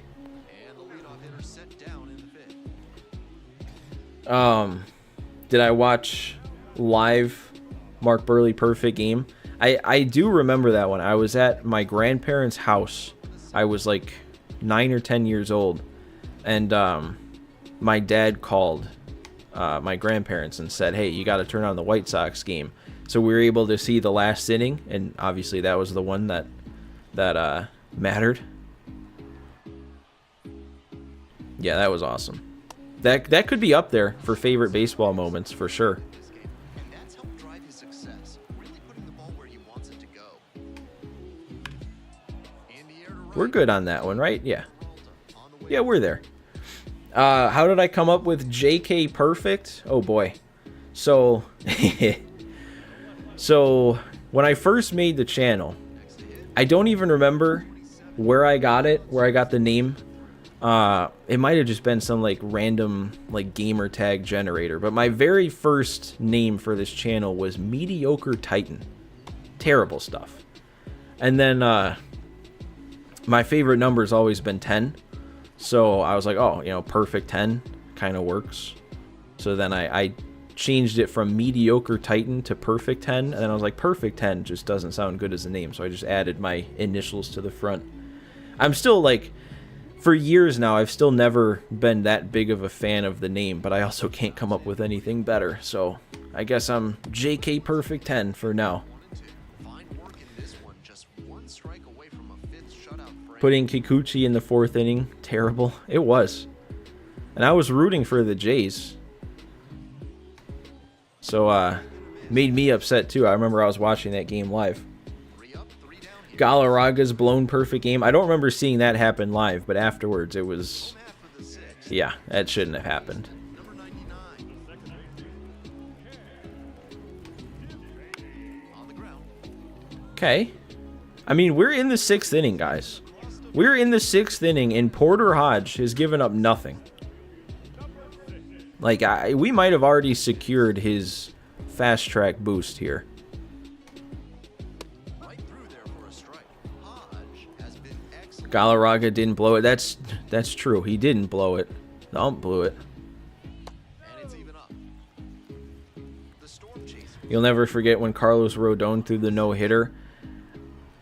I was thinking about that when I already forget. I'm sorry. Whoever it was that asked about the worst baseball moment. Because I was thinking about that because of the hit batter was how the perfect game was lost. But then I was like, he still threw a no-hitter. So I can't say that's my least favorite. If I got to make a team with any players from any time period, who would be my lineup? Oh my god. So one thing about me you gotta know is I am not a decisive person. So asking me a question like that is it's probably not good for me, because I'm either going to spend way too much time thinking about it, or I'm going to give not a great list and then regret it. Like, that's the kind of question that I'll have to sit here thinking for the next half an hour for. Pull up baseball reference pages and all that. I mean, you could say like the easy ones, like Willie Mays, Hank Aaron, Babe Ruth, Lou Gehrig. Your least favorite is probably G-Rod giving up 5 runs in the 2nd. Was that was in the playoffs, right? I don't know. I feel like that series with the Orioles last year, for whatever reason, was one I just didn't really pay attention to.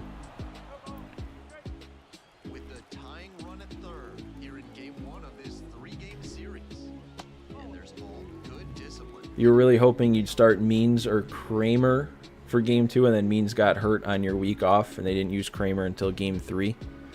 See, I think of the current Orioles as like what the White Sox were supposed to be just a few years ago.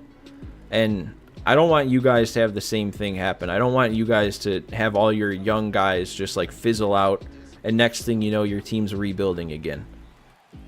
So, for your sake, I hope you guys continue to do well. And I've always liked the Orioles too. Your least favorite moment in baseball is when the Nats blew the lead against the Cardinals in the postseason. You're going to have to remind me what year that was. Because a lot of...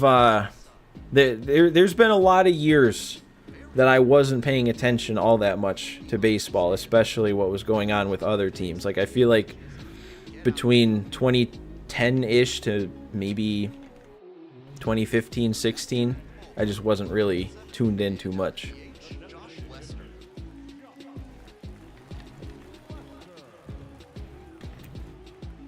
Aaron Hicks got you a 2-run single in the bottom of the first, and after the second, it already felt over.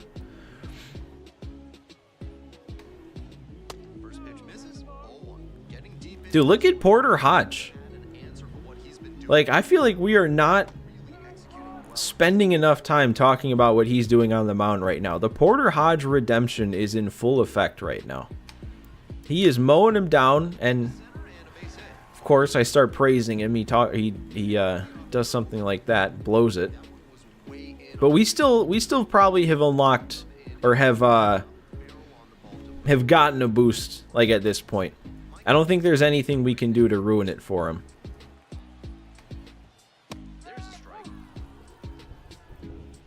If Adley, Gunnar, and Westberg all fizzled out, you'd actually die. I mean, that's what I'm saying. I made the connection a couple of weeks ago. I was like, man, the current Orioles are like what the White Sox were, or at least what we hope the White Sox would be. So, like, if all your guys got hurt or just started playing bad, that'd kind of be what we went through. 2020 or 2012, you think? Yeah, that I probably wasn't paying much attention at that point. Watching the Cubs get rid of everybody after winning a World Series wasn't fun. Yeah, that wasn't cool too. That core of players was so easy to root for, and then they just couldn't figure it out again.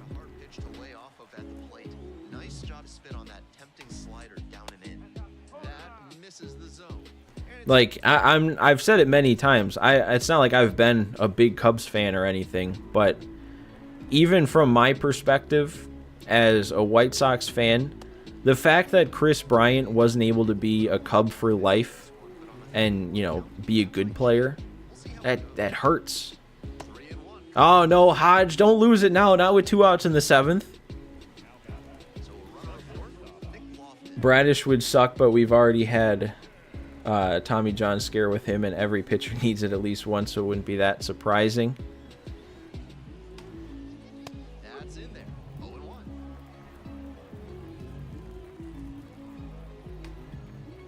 Swing and a miss, and that's strike 2. The slider has been great for him tonight, and he's got these hitters all. There we go. All right, finish the 7th strong. We know how the CPU works, though. This isn't going to be it. You weren't paying attention back in 2012, but you've seen the videos. And that would be one of your least favorite moments, something you weren't even, like, watching live at the time? Number 27.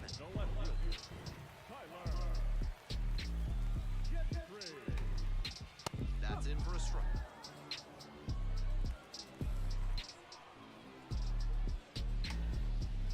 Swings through that one out in front there. Incredible late. You know, I just thought Toxic hasn't come back yet. I wonder if he tuned back in, saw I was pitching in the minors, and was like, no, I'm not doing this again. You actually wanted them to trade Bryant for Arenado when that rumor started, but you still really loved him as a Cub. I mean, it sucks that he both couldn't stay healthy, and then... I mean, was he wasn't even bad on the Cubs yet, was he? It was more that he just couldn't stay healthy. That's a leadoff double. The batter now, the second baseman, number 99. We're getting the pitcher getting tired notification. Still going strong. I'm not worried, though.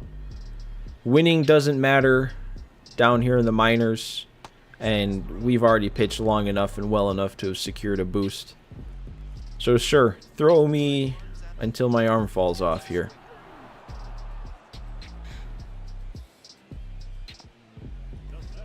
You're looking at the 2021 White Sox, and the parallels would be so obvious. That's what I'm saying. That's what I'm saying. And that's in for a strike. The Storm Chasers trailing by 2.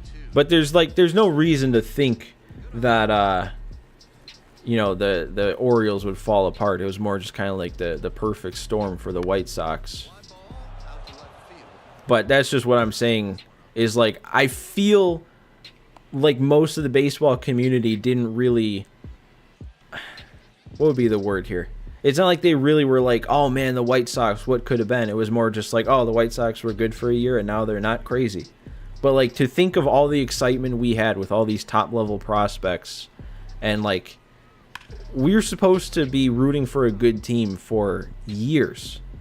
Like, we're supposed to be winning divisions and making deep postseason runs year after year, and we got one season, one full season.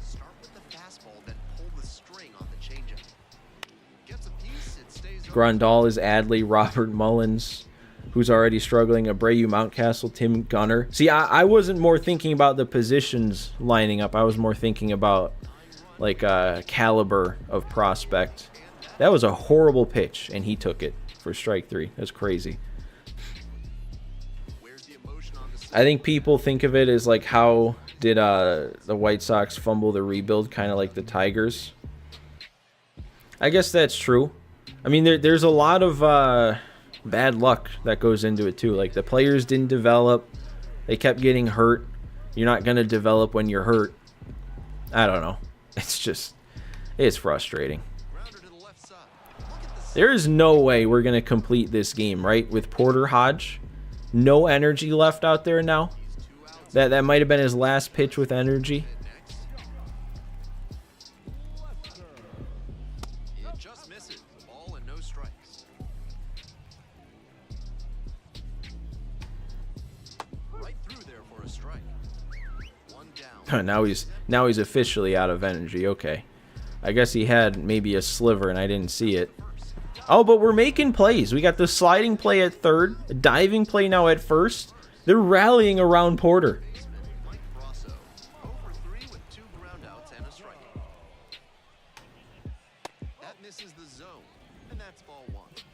Energy doesn't matter. I mean, sometimes it feels like that.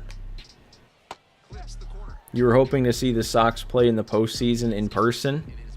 I mean, there was, back in 2021, there would not have been many Sox fans thinking we'd be where we are right now. Like, you would be thinking, okay, 2024, you'd have a couple postseason runs under our belt. Maybe if we're lucky, a run to the World Series, maybe a ring. Who knows?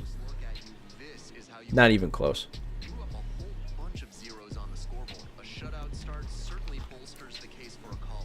Toxic, you came back. Did you see what we're doing here? Did you see what we're in the middle of? We got another pitcher player lock. We just finished the first one, but we're gonna be calling up Porter Hodge, so we're gonna have another start to get through. Oh, I can't believe it.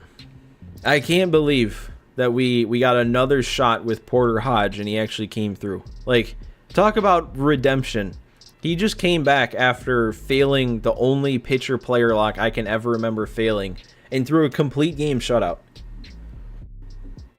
How did Rengifo play? I got a base hit with him. It started a rally that won us the game and I got a 1+ to the boost.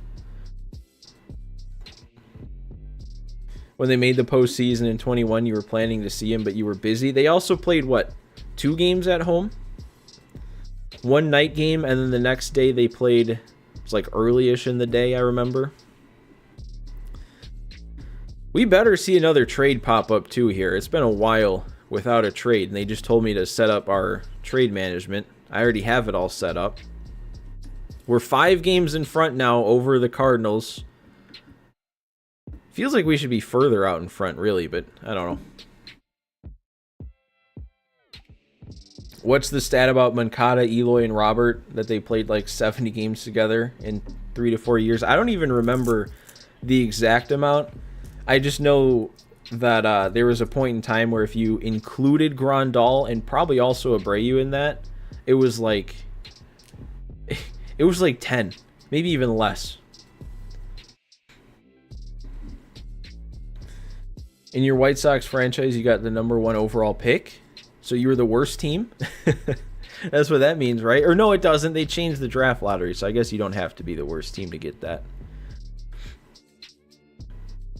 A moment before the call-up option. Yeah, I didn't even register that, but I guess he has to get one time through the rotation again for him to actually be rested up enough to pitch.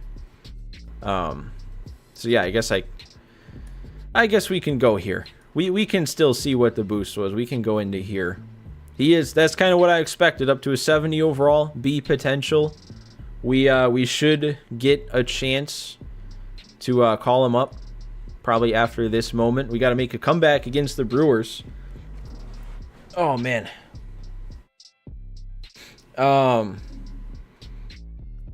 Teen Dad, I just looked at that. It was I'm not going to go back to it. It was just we got him up to a 70, B potential.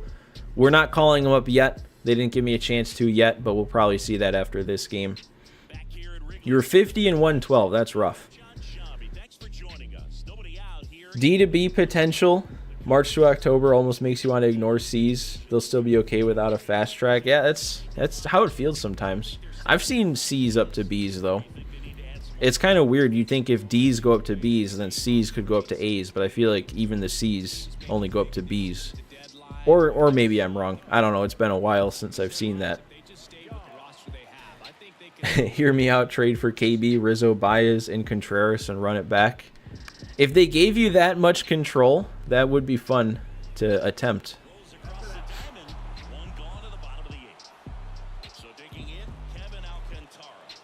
You've never seen a C potential go up to an A? Yeah, I can't remember now.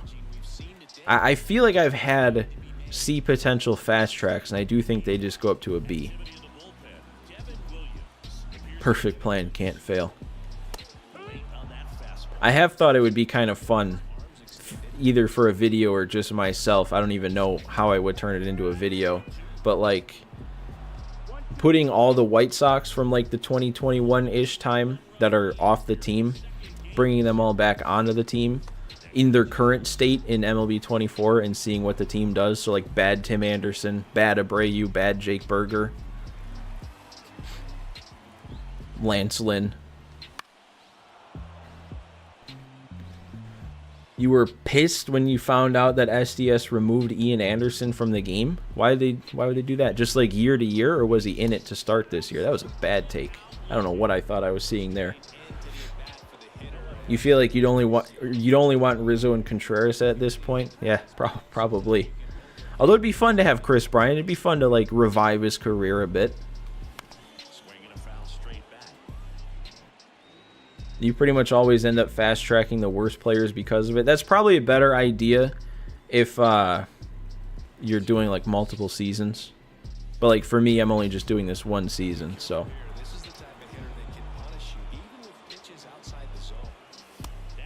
Dude, that was barely a ball.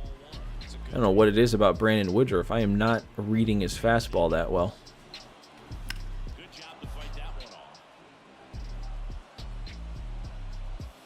He got removed because he's injured, even though he's coming back this year and he was injured all last year.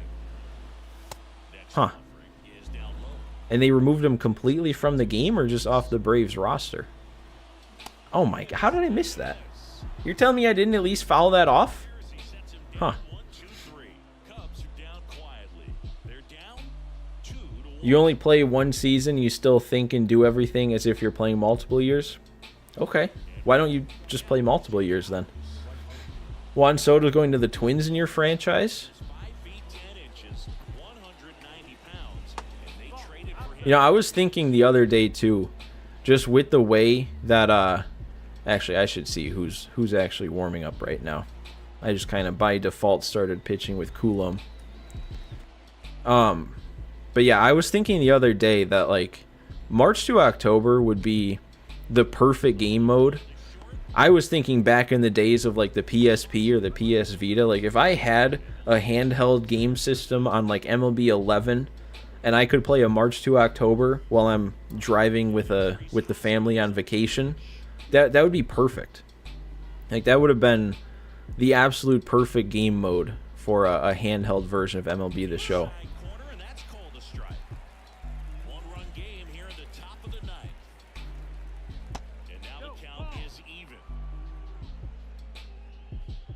They removed his pitching stance and everything. Wow.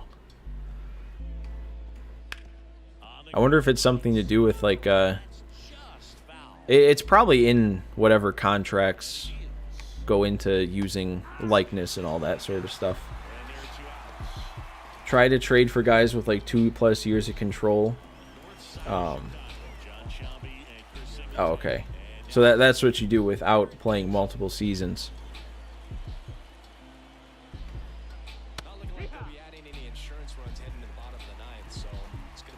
Are you the only one who just assumes that Soto is going to the Dodgers in the offseason? I don't know. I wouldn't be shocked if the Yankees keep him around. I will be interested to see what kind of contract he gets. Next offering is downstairs. I don't know. Imagine if he just like, if there's just some random team that swoops in, like the Reds or something, just makes him some sort of crazy offer, and it's like Juan Soto's going to the Reds or the Pirates.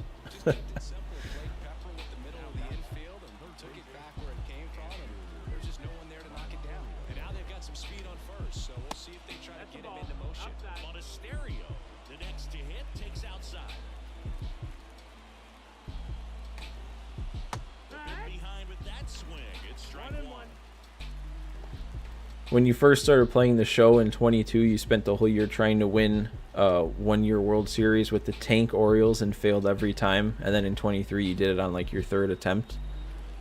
I forget what year it was. Rengifo? Oh, look at Rengifo at 3rd. Okay. Saving, maybe not a run there, but maybe a run later. You want him to go to a team who needs him and can build around him? I mean, I feel like people or teams just don't really... They don't really think like that, you know? Like some team who's not quite there, signing him and building around him. That would be a good idea. But I don't know, it just feels like lately these big-name free agents just want to... Either they want to go to teams that are already set up for success, or only the teams that are set up for success are wanting to spend that kind of money. You heard Ohtani was contemplating the Cubs when he signed with the Dodgers. You were extra pissed. That would have been interesting. All I want is for the White Sox to like spend some money on a free agent. The fact that Benintendi's 5-year, $75 million contract is the most money they've ever paid to a free agent, it's sickening. Rengifo wants to play versus righties with defense that good. He wants to play in the field at all. We stuck him at DH as far as I can remember.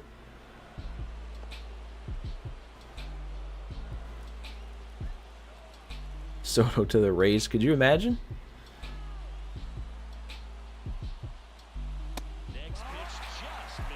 Do I have PCA in this run through? So I was able to, I got a call up chance with him. And then when I called him up, I did succeed. So I have him and he was boosted. So I think he's a 78 last time I saw. Man, I don't know why I'm not swinging at that. That's frustrating. I always struggle against Devin Williams. This is not the best situation that he's the one I got to come back against.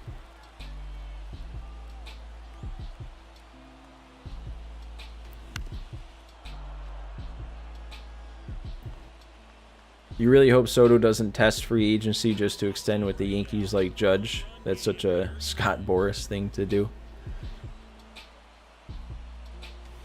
Not close with that one, and it's 2-1.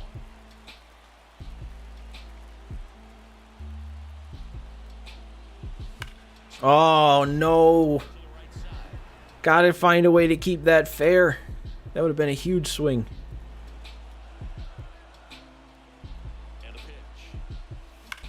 Oh, my. And then it's even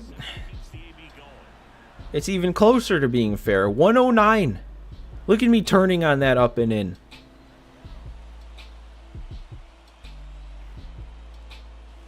And then I missed that. No way.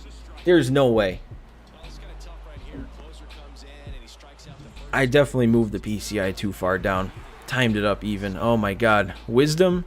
Actually, you know what? Do I want Wisdom in here? He is one of our best hitters, but is he our best hitter for this situation? He's got 42 contact. We could go to Bush. We could go to PCA, although if we're going to go to PCA, we may as well go to Bush. Morel's there too. Man, if one of our lefties had a bit more contact than just 61, I'd probably actually do it. I just don't know. I don't know if that's going to make the PCI big enough to feel all that great.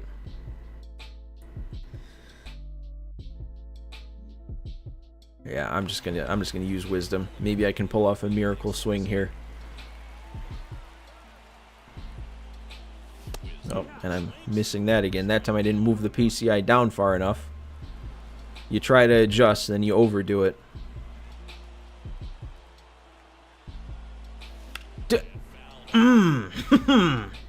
That's the other thing, is that screwball always comes in faster than you realize. You see it, you wait back on it, next thing you know it's there, and you're late. And then I'm too early that time. Oh man, I could not get anything going there. I don't even know, did I get a hit? I don't think I got a hit in my 2 innings. Wow, they gave me 2 snowflakes for that.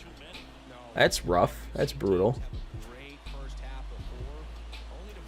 Boris is actually just not a good agent. You don't know why players keep hiring him. I feel like this last offseason was kind of like...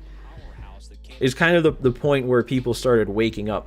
All these names not signed until like the very end, and then they didn't even get the contracts they wanted.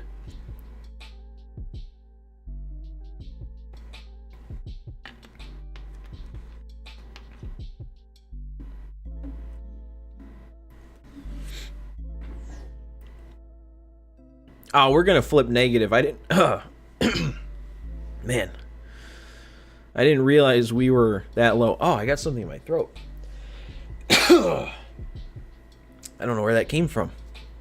Am I good now? Alright. Here's our call-up with Porter Hodge.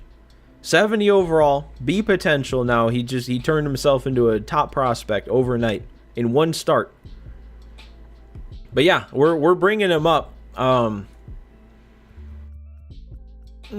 I guess worst case scenario. Can I... Ooh, I don't know if I can replace Almonte, actually. We might have to see who we can actually send down here. Opinion on Paul Skeen's first start? I mean, I only caught the highlights afterwards. He looked good. I don't know why he's not throwing more. Like, it was, what, 70-something pitches in the 4th inning, and they took him out? Game puts you in the game winning, and you win. Here's 1 momentum. Game puts you in losing, and you lose. Take -2.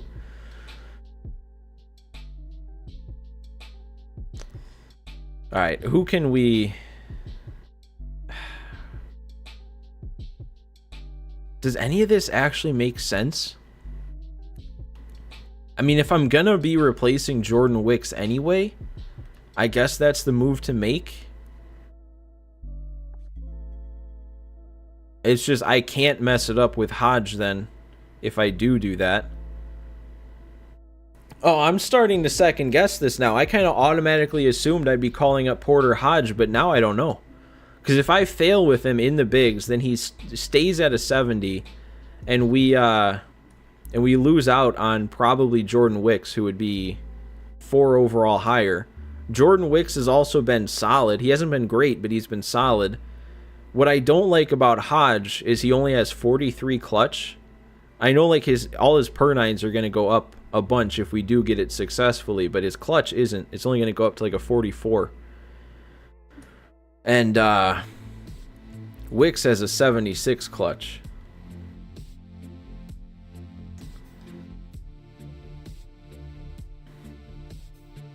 Wait, what did I miss here? Teen Dad asks, did I play baseball growing up or any other sports? And then Kevin says my nickname was the Vacuum. Was it? I don't ever remember my nickname being the Vacuum. Was that behind my back? I remember my nickname being Wheels because I was slow.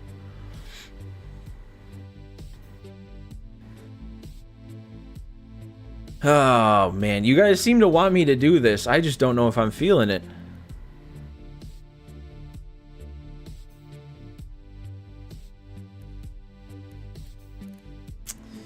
I mean, Jordan Wicks has been all right. 76 clutch, 65 hits per 9. Hodge would only get up to probably like a 61 hits per 9. His clutch would still be in the gutters. Dylan's here. What's up, Dylan? I'm trying to make a decision here. I don't know what I want to do. Porter Hodge, do I bring him up for a boost? Or do I play it safe? I can't cut the Hodge redemption short. I guess that's a fair point. That's a fair point. I can't have given him his opportunity and then take it away just like that. I guess I could get rid of Javier Assad. He hasn't been good. Yeah. That might be what I do instead. And then that's a better move. I know he's a higher overall, but we're going to get rid of Javier Assad, who hasn't been doing good. And then we can move Wicks to the pen. So that'd be one way of getting another lefty in the pen. I like that. I like that move.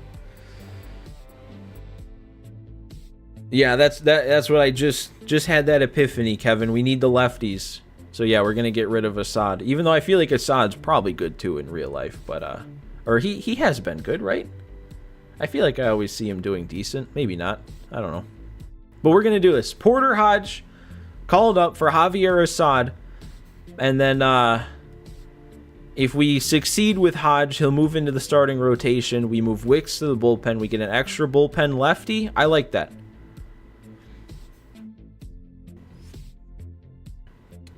How is Tyon been? We can check, because I don't know off the top of my head. What kind of a season has he had? I know most of our pitchers hadn't been doing insanely good. Tyon's cold right now. He's actually progressing a bit. 4.43 ERA. Kind of just middle of the road. I haven't gotten to use him yet, though. I don't remember using him myself ever. Assad's a top 5 ERA in baseball. Okay, I thought he was doing good. Not in this, though. He's an over 5 ERA in this baseball. All right, are we feeling it, guys?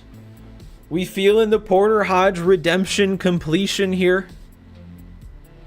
Perfect game, right? We're going to throw a perfect game with Porter Hodge against the Royals. He just has no stamina in the game. He's a menace in the pen because the game is screwy. He was like 18-1 for me in the pen. But he hasn't been great in the pen in this. At least I don't think, unless he was like really bad in the rotation and he hasn't had enough time in the pen.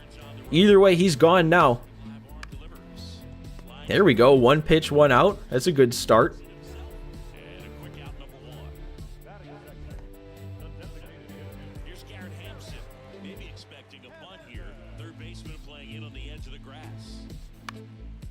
Is that going to be another quick out? Is that 2 pitches, 2 outs? Are we on pace for a 27-pitch complete game?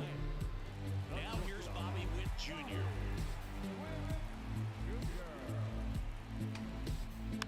Oh, he didn't put it in play.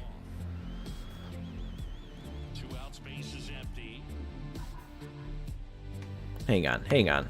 Okay, well, he waited till the next pitch to put it in play, but I just saw at the bottom of the screen. It's gone now. It just said Corey Seager increases his home run lead to 39, on pace for 65. We might have to look into that.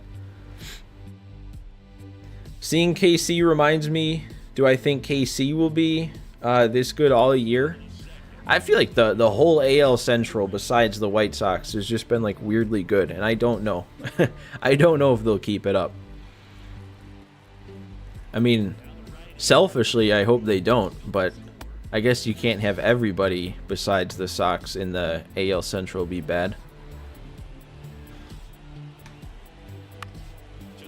Dude, what is Porter Hodge got going on here? He's gotten 4 outs in 6 pitches and nothing but weak contact. Another thing you hate with March to October, which literally happened today, is when you have negative momentum, it sims everything before the next moment to slam as many L's as possible. But with positive momentum, it'll make you play like 3 games in a row or something. You always love when you win opening day, and then it says go 2-0 to start the season, and then sweep your opening series. Yeah, I mean, I guess that happened, or maybe that's what you're talking about, which literally happened today. I thought you were saying it happened to you, but it happened to me in the White Sox March to October. I remember last year we won game 1 and it said, all right, go out and win game 2. And then this year it was like, oh, you lost your first game? We'll sim the next series and a half. Second inning here, no score.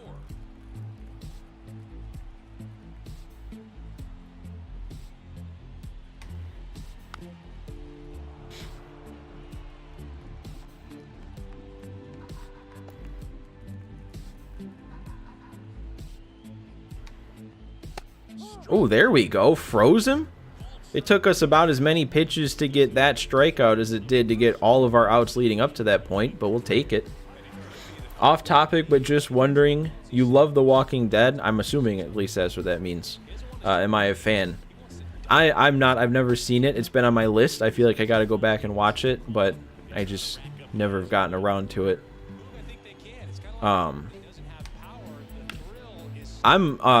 What was I gonna say? I lost my train of thought. That's staying in. All right, we're good. But by all means, anybody who wants to be off topic, be off topic. Even if I haven't seen The Walking Dead, go ahead and ask me about it. Sure. We don't have to just stick to baseball talk, so feel free. Perfect game, you're calling it? Oh man. If you're calling it, you were thinking of on stream when we kept losing to the Phillies, but either works. Okay. Yeah, I was gonna say in my Sox one, that exact situation that you were describing is what happened. Am I going to play that new college football game? I feel like I want to give it a try. I haven't played a Madden since 21. I don't know. I feel like, especially after not being a fan of Madden for a little while, it's kind of, I don't know if scary is the right word, but I'm kind of apprehensive to pay full price for another EA football game. But it is a college game, so I feel like maybe I would wait a little bit after it came out and then check into it. Chops, you're a Supernatural guy. That's another show I haven't seen, so I guess we're 0 for 2.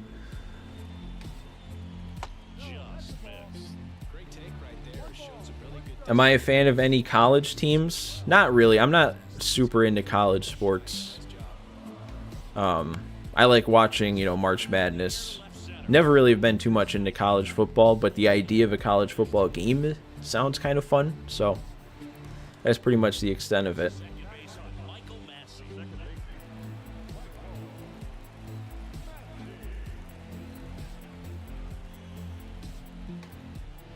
Ooh. Best team to Dynasty for NCAA, JMU or San Diego State? I heard a lot about JMU, right? Last year, that was the hot team out of nowhere. I forget what happened to them, but sure. I'll go with JMU. Why not? What a pitch there, Porter. Look at what he's got going on here. On your Guardians March to October, you had a huge positive momentum wheel, and the game literally made you play 4 times in a row versus the Twins. You won the first 3, and then, of course, after you lost it, that's when it started to sim. Sounds about right. If I do, am I going to live stream my first time playing it? I don't know. I don't know where we'll be at by then. I definitely want to, at some point in the future, expand to playing more games live. So if I do get NCAA, maybe. Dude, Porter Hodge. What has gotten into him here? He's making plays like that.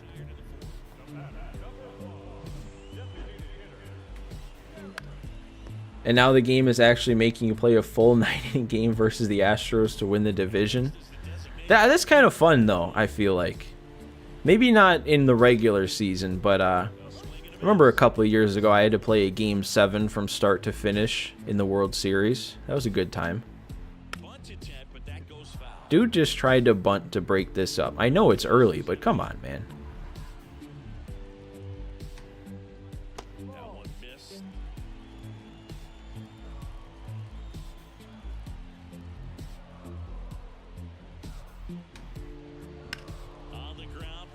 Still alive.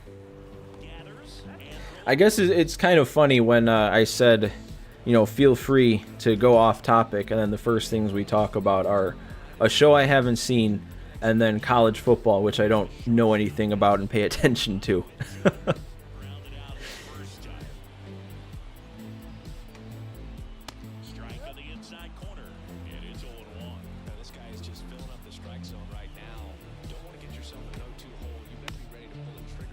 Oh, don't be the first hit like that. No, Bobby Witt with his speed and infield hit. Come on, man. 63 off the bat. He's probably going to steal second too, isn't he? You know what? I'm slide stepping. I don't even care. Oh, and it's a strike? Okay. Now let's just strike Salvi out. Or hang the slider. We're good, though. He didn't get enough of that. Right? Why are we still running back on this? Okay, we're good.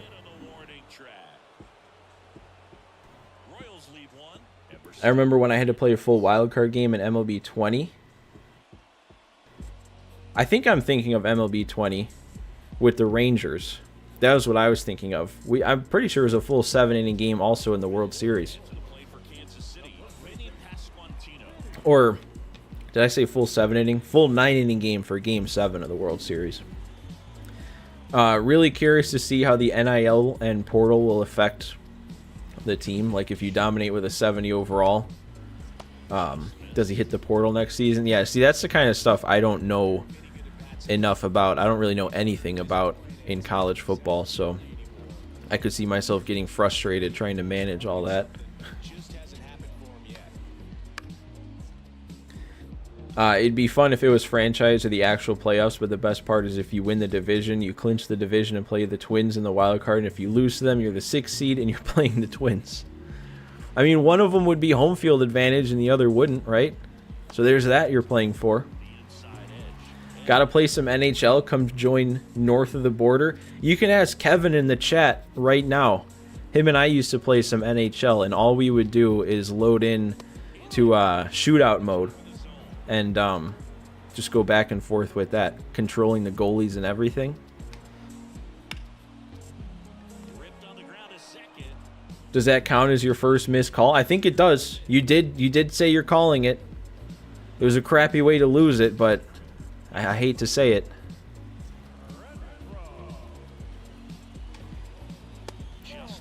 Did I ever want to go to in college, and if so, for what? Are you just asking me if I went to college? I did, and then I've done nothing with it.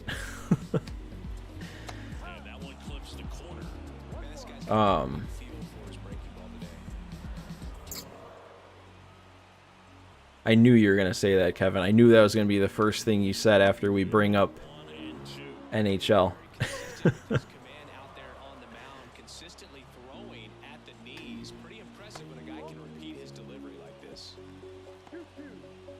You guess that's true, but I feel like I missed something there.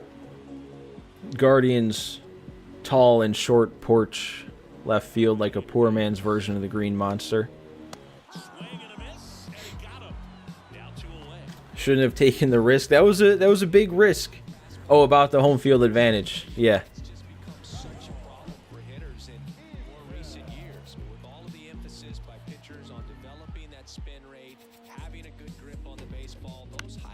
Oh, that's going to be a hit, too.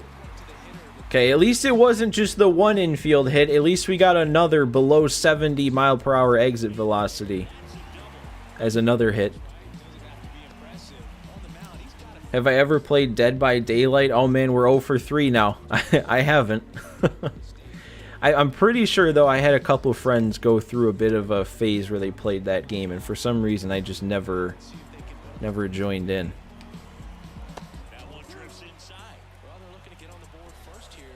You miss 100% of the shots you don't take. Someone important, probably. Michael Scott and Wayne Gretzky.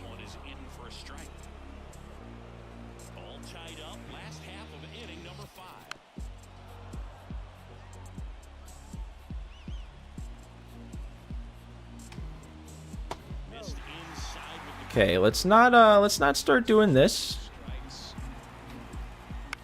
They're having a little bit better of an eye here. All of a sudden, we're up over 50 pitches. Got a runner on second. And, alright, that's right to him. We're good.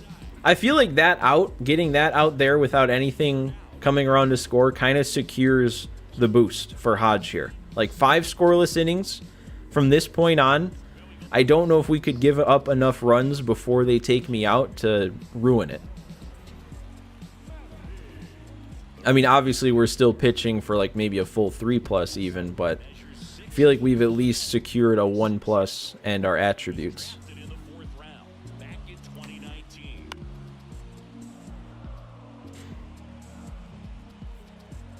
You know, I'm starting to think, though, this might, I guess depending on what the next game is, this might be it for the stream after we finish up this one.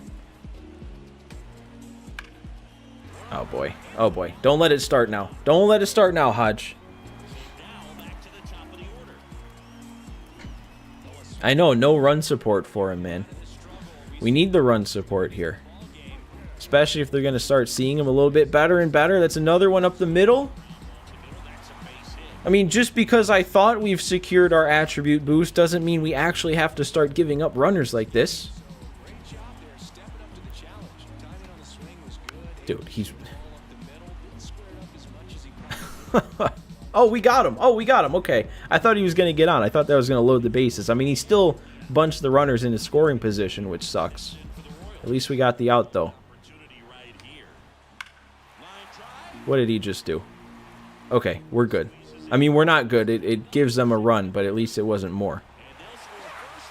Look at me backing up the throw, too. I know my baseball.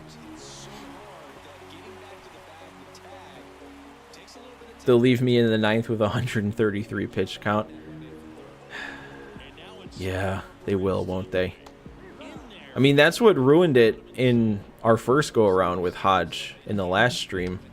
Like, we brought it around to a point where he probably would have been fine, and then they sent me back out there for an extra inning with no energy. Set for the last half of the 7th, and now the first baseman, Vinny Pasquantino. There's a strike. Well, after putting up a nice inning on offense, got some runs across, this is where you look for the starter to go out there and have a shutdown inning. Don't give that other team any hope. You just hope that he can get through this inning, get the bats back up. Oh, we have the lead. I didn't even notice that. We got our run support. 2-1 lead. We need to win. You know, we're in the big leagues now, so we got to win the game to actually get positive momentum. That was scary.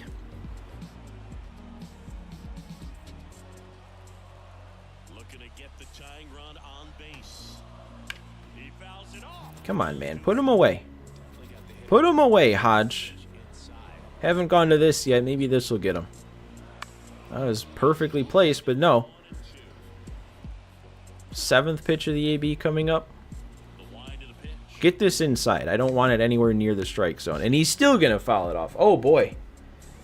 Oh, boy.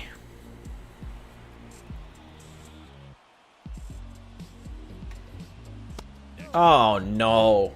It's one of those at-bats. Look at where that was.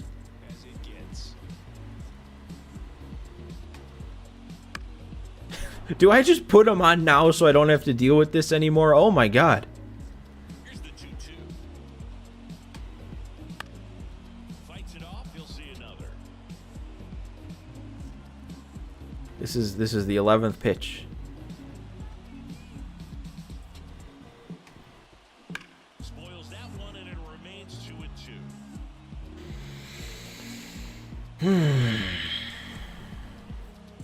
And the righty deals. We're having a great time.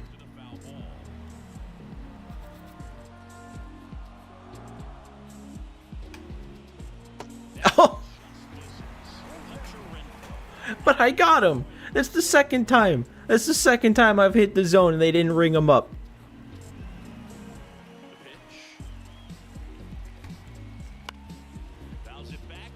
What are we witnessing?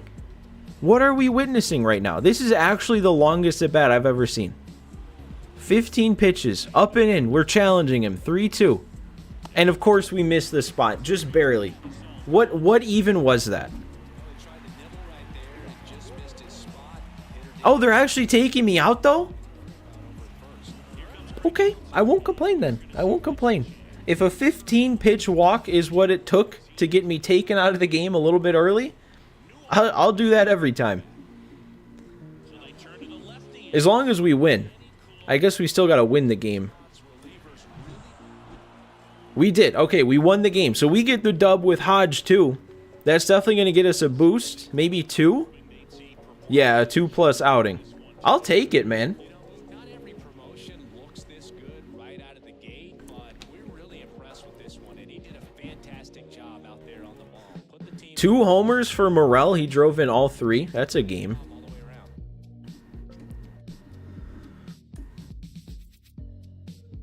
You're right. Superior is a big word for just 2. That's exactly what I was thinking. All right, let's see what this next game is looking like. We flip it back positive, but we're not gonna. That's not gonna contribute to any wins. So we probably want a quicker turnaround. We're winning games. Actually, that wasn't bad, and we do have a trade. We have what should be one final trade. I didn't pay attention to what day it was, but yeah, this is probably it. So we have Colby Allard. This is a name I haven't seen in a little while, I feel like. 26 years old, 78 overall, C potential. He's going down, though. That's not a good sign. And we did just get Porter Hodge. So now, yeah, now we've got all 76s or above. So that's not the best trade. You know what? I'll move myself up there. See what we're offering here. Imagine if we... Oh, I didn't mean to do... Oh, wait, hey, hang on. Okay, we'll get back to that in a second. Oh, my God. I didn't mean to do that yet.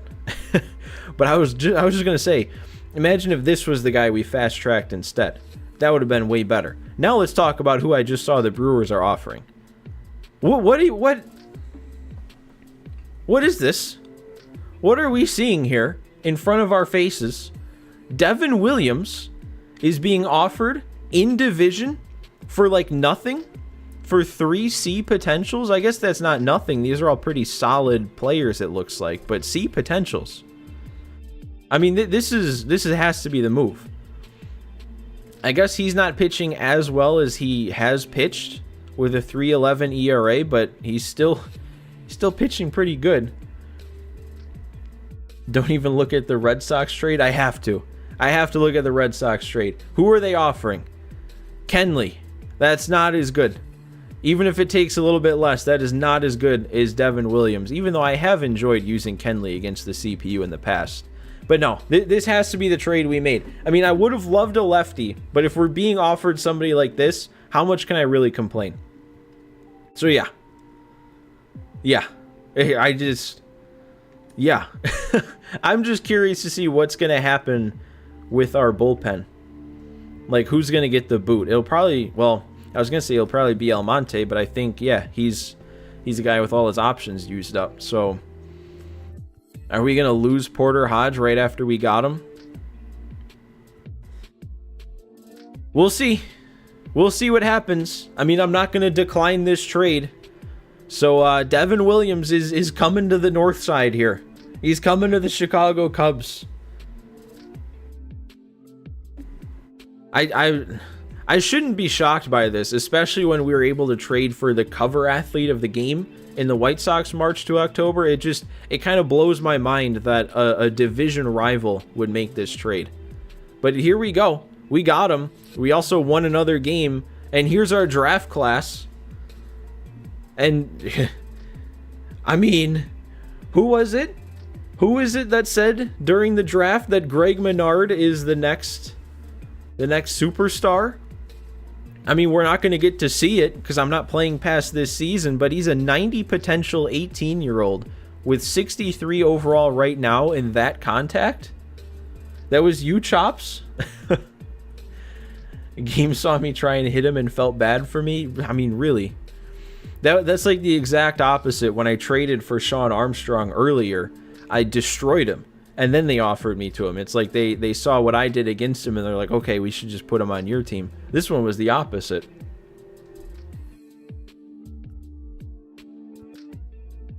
Menard had a higher potential than Pena, who had 82 base potential. Yeah, I mean, that's just how it works. I feel like it can just end up wherever within that range. Ooh, and this dude's not even good. He's only a 48 overall to start.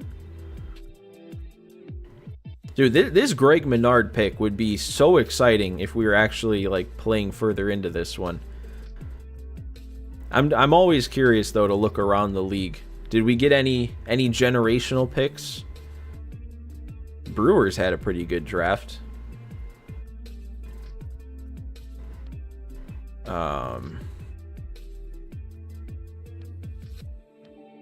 don't know. I don't want to spend too much time on this. So I'm trying not to let myself get carried away here. I just want to see if there's any generational level prospects, which usually means 18 years old, 99 potential, and a high starting overall. This dude's good. For the White Sox, 89 potential, 69 to start.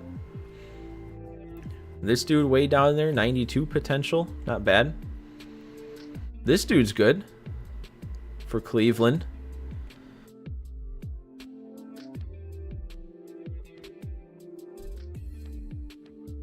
I don't know. I don't know. We're getting close to the end here. No generational level prospects yet. And yeah, that's it. All right. Gann seems like a solid B potential who'd be pro ready for year 2 if we went there. Oh, this dude? His per 9's a little low. 30 wouldn't be all that fun to work with, but maybe with a fast track. I think this dude looks like he has some promise though. Actually, maybe not. I didn't realize he was a starter. I don't know why. Yeah, 61 over or 61 stamina, 22 hits per 9, 3 pitch mix. Never mind. I would not want him. All right, let's see what our next moment is, and if it's not just a real quick one, we'll probably go ahead and call things for the day. And it's a full set, or it's a full 3 innings in the 7th inning. I think we're gonna go ahead and call it there. We made some good progress. Went from like 70 something games into 112. The Blue Jays offered you Bo on your Orioles March to October. Yeah, I mean, the Blue Jays, they offered me Vlad. I didn't understand it. But anyway, guys, thanks for hanging out today. I know it had been a while. I was excited to stream, and you guys showed up for me, so thanks. I know you always want to know when the next stream is, but I don't know. I've been really bad at being consistent, so it could be tomorrow, it could be a couple days from now, could be next week. Hopefully it's as soon as possible. But you know, we'll be playing it by ear. But yeah, thanks again for coming out today, guys, and I will see you next time.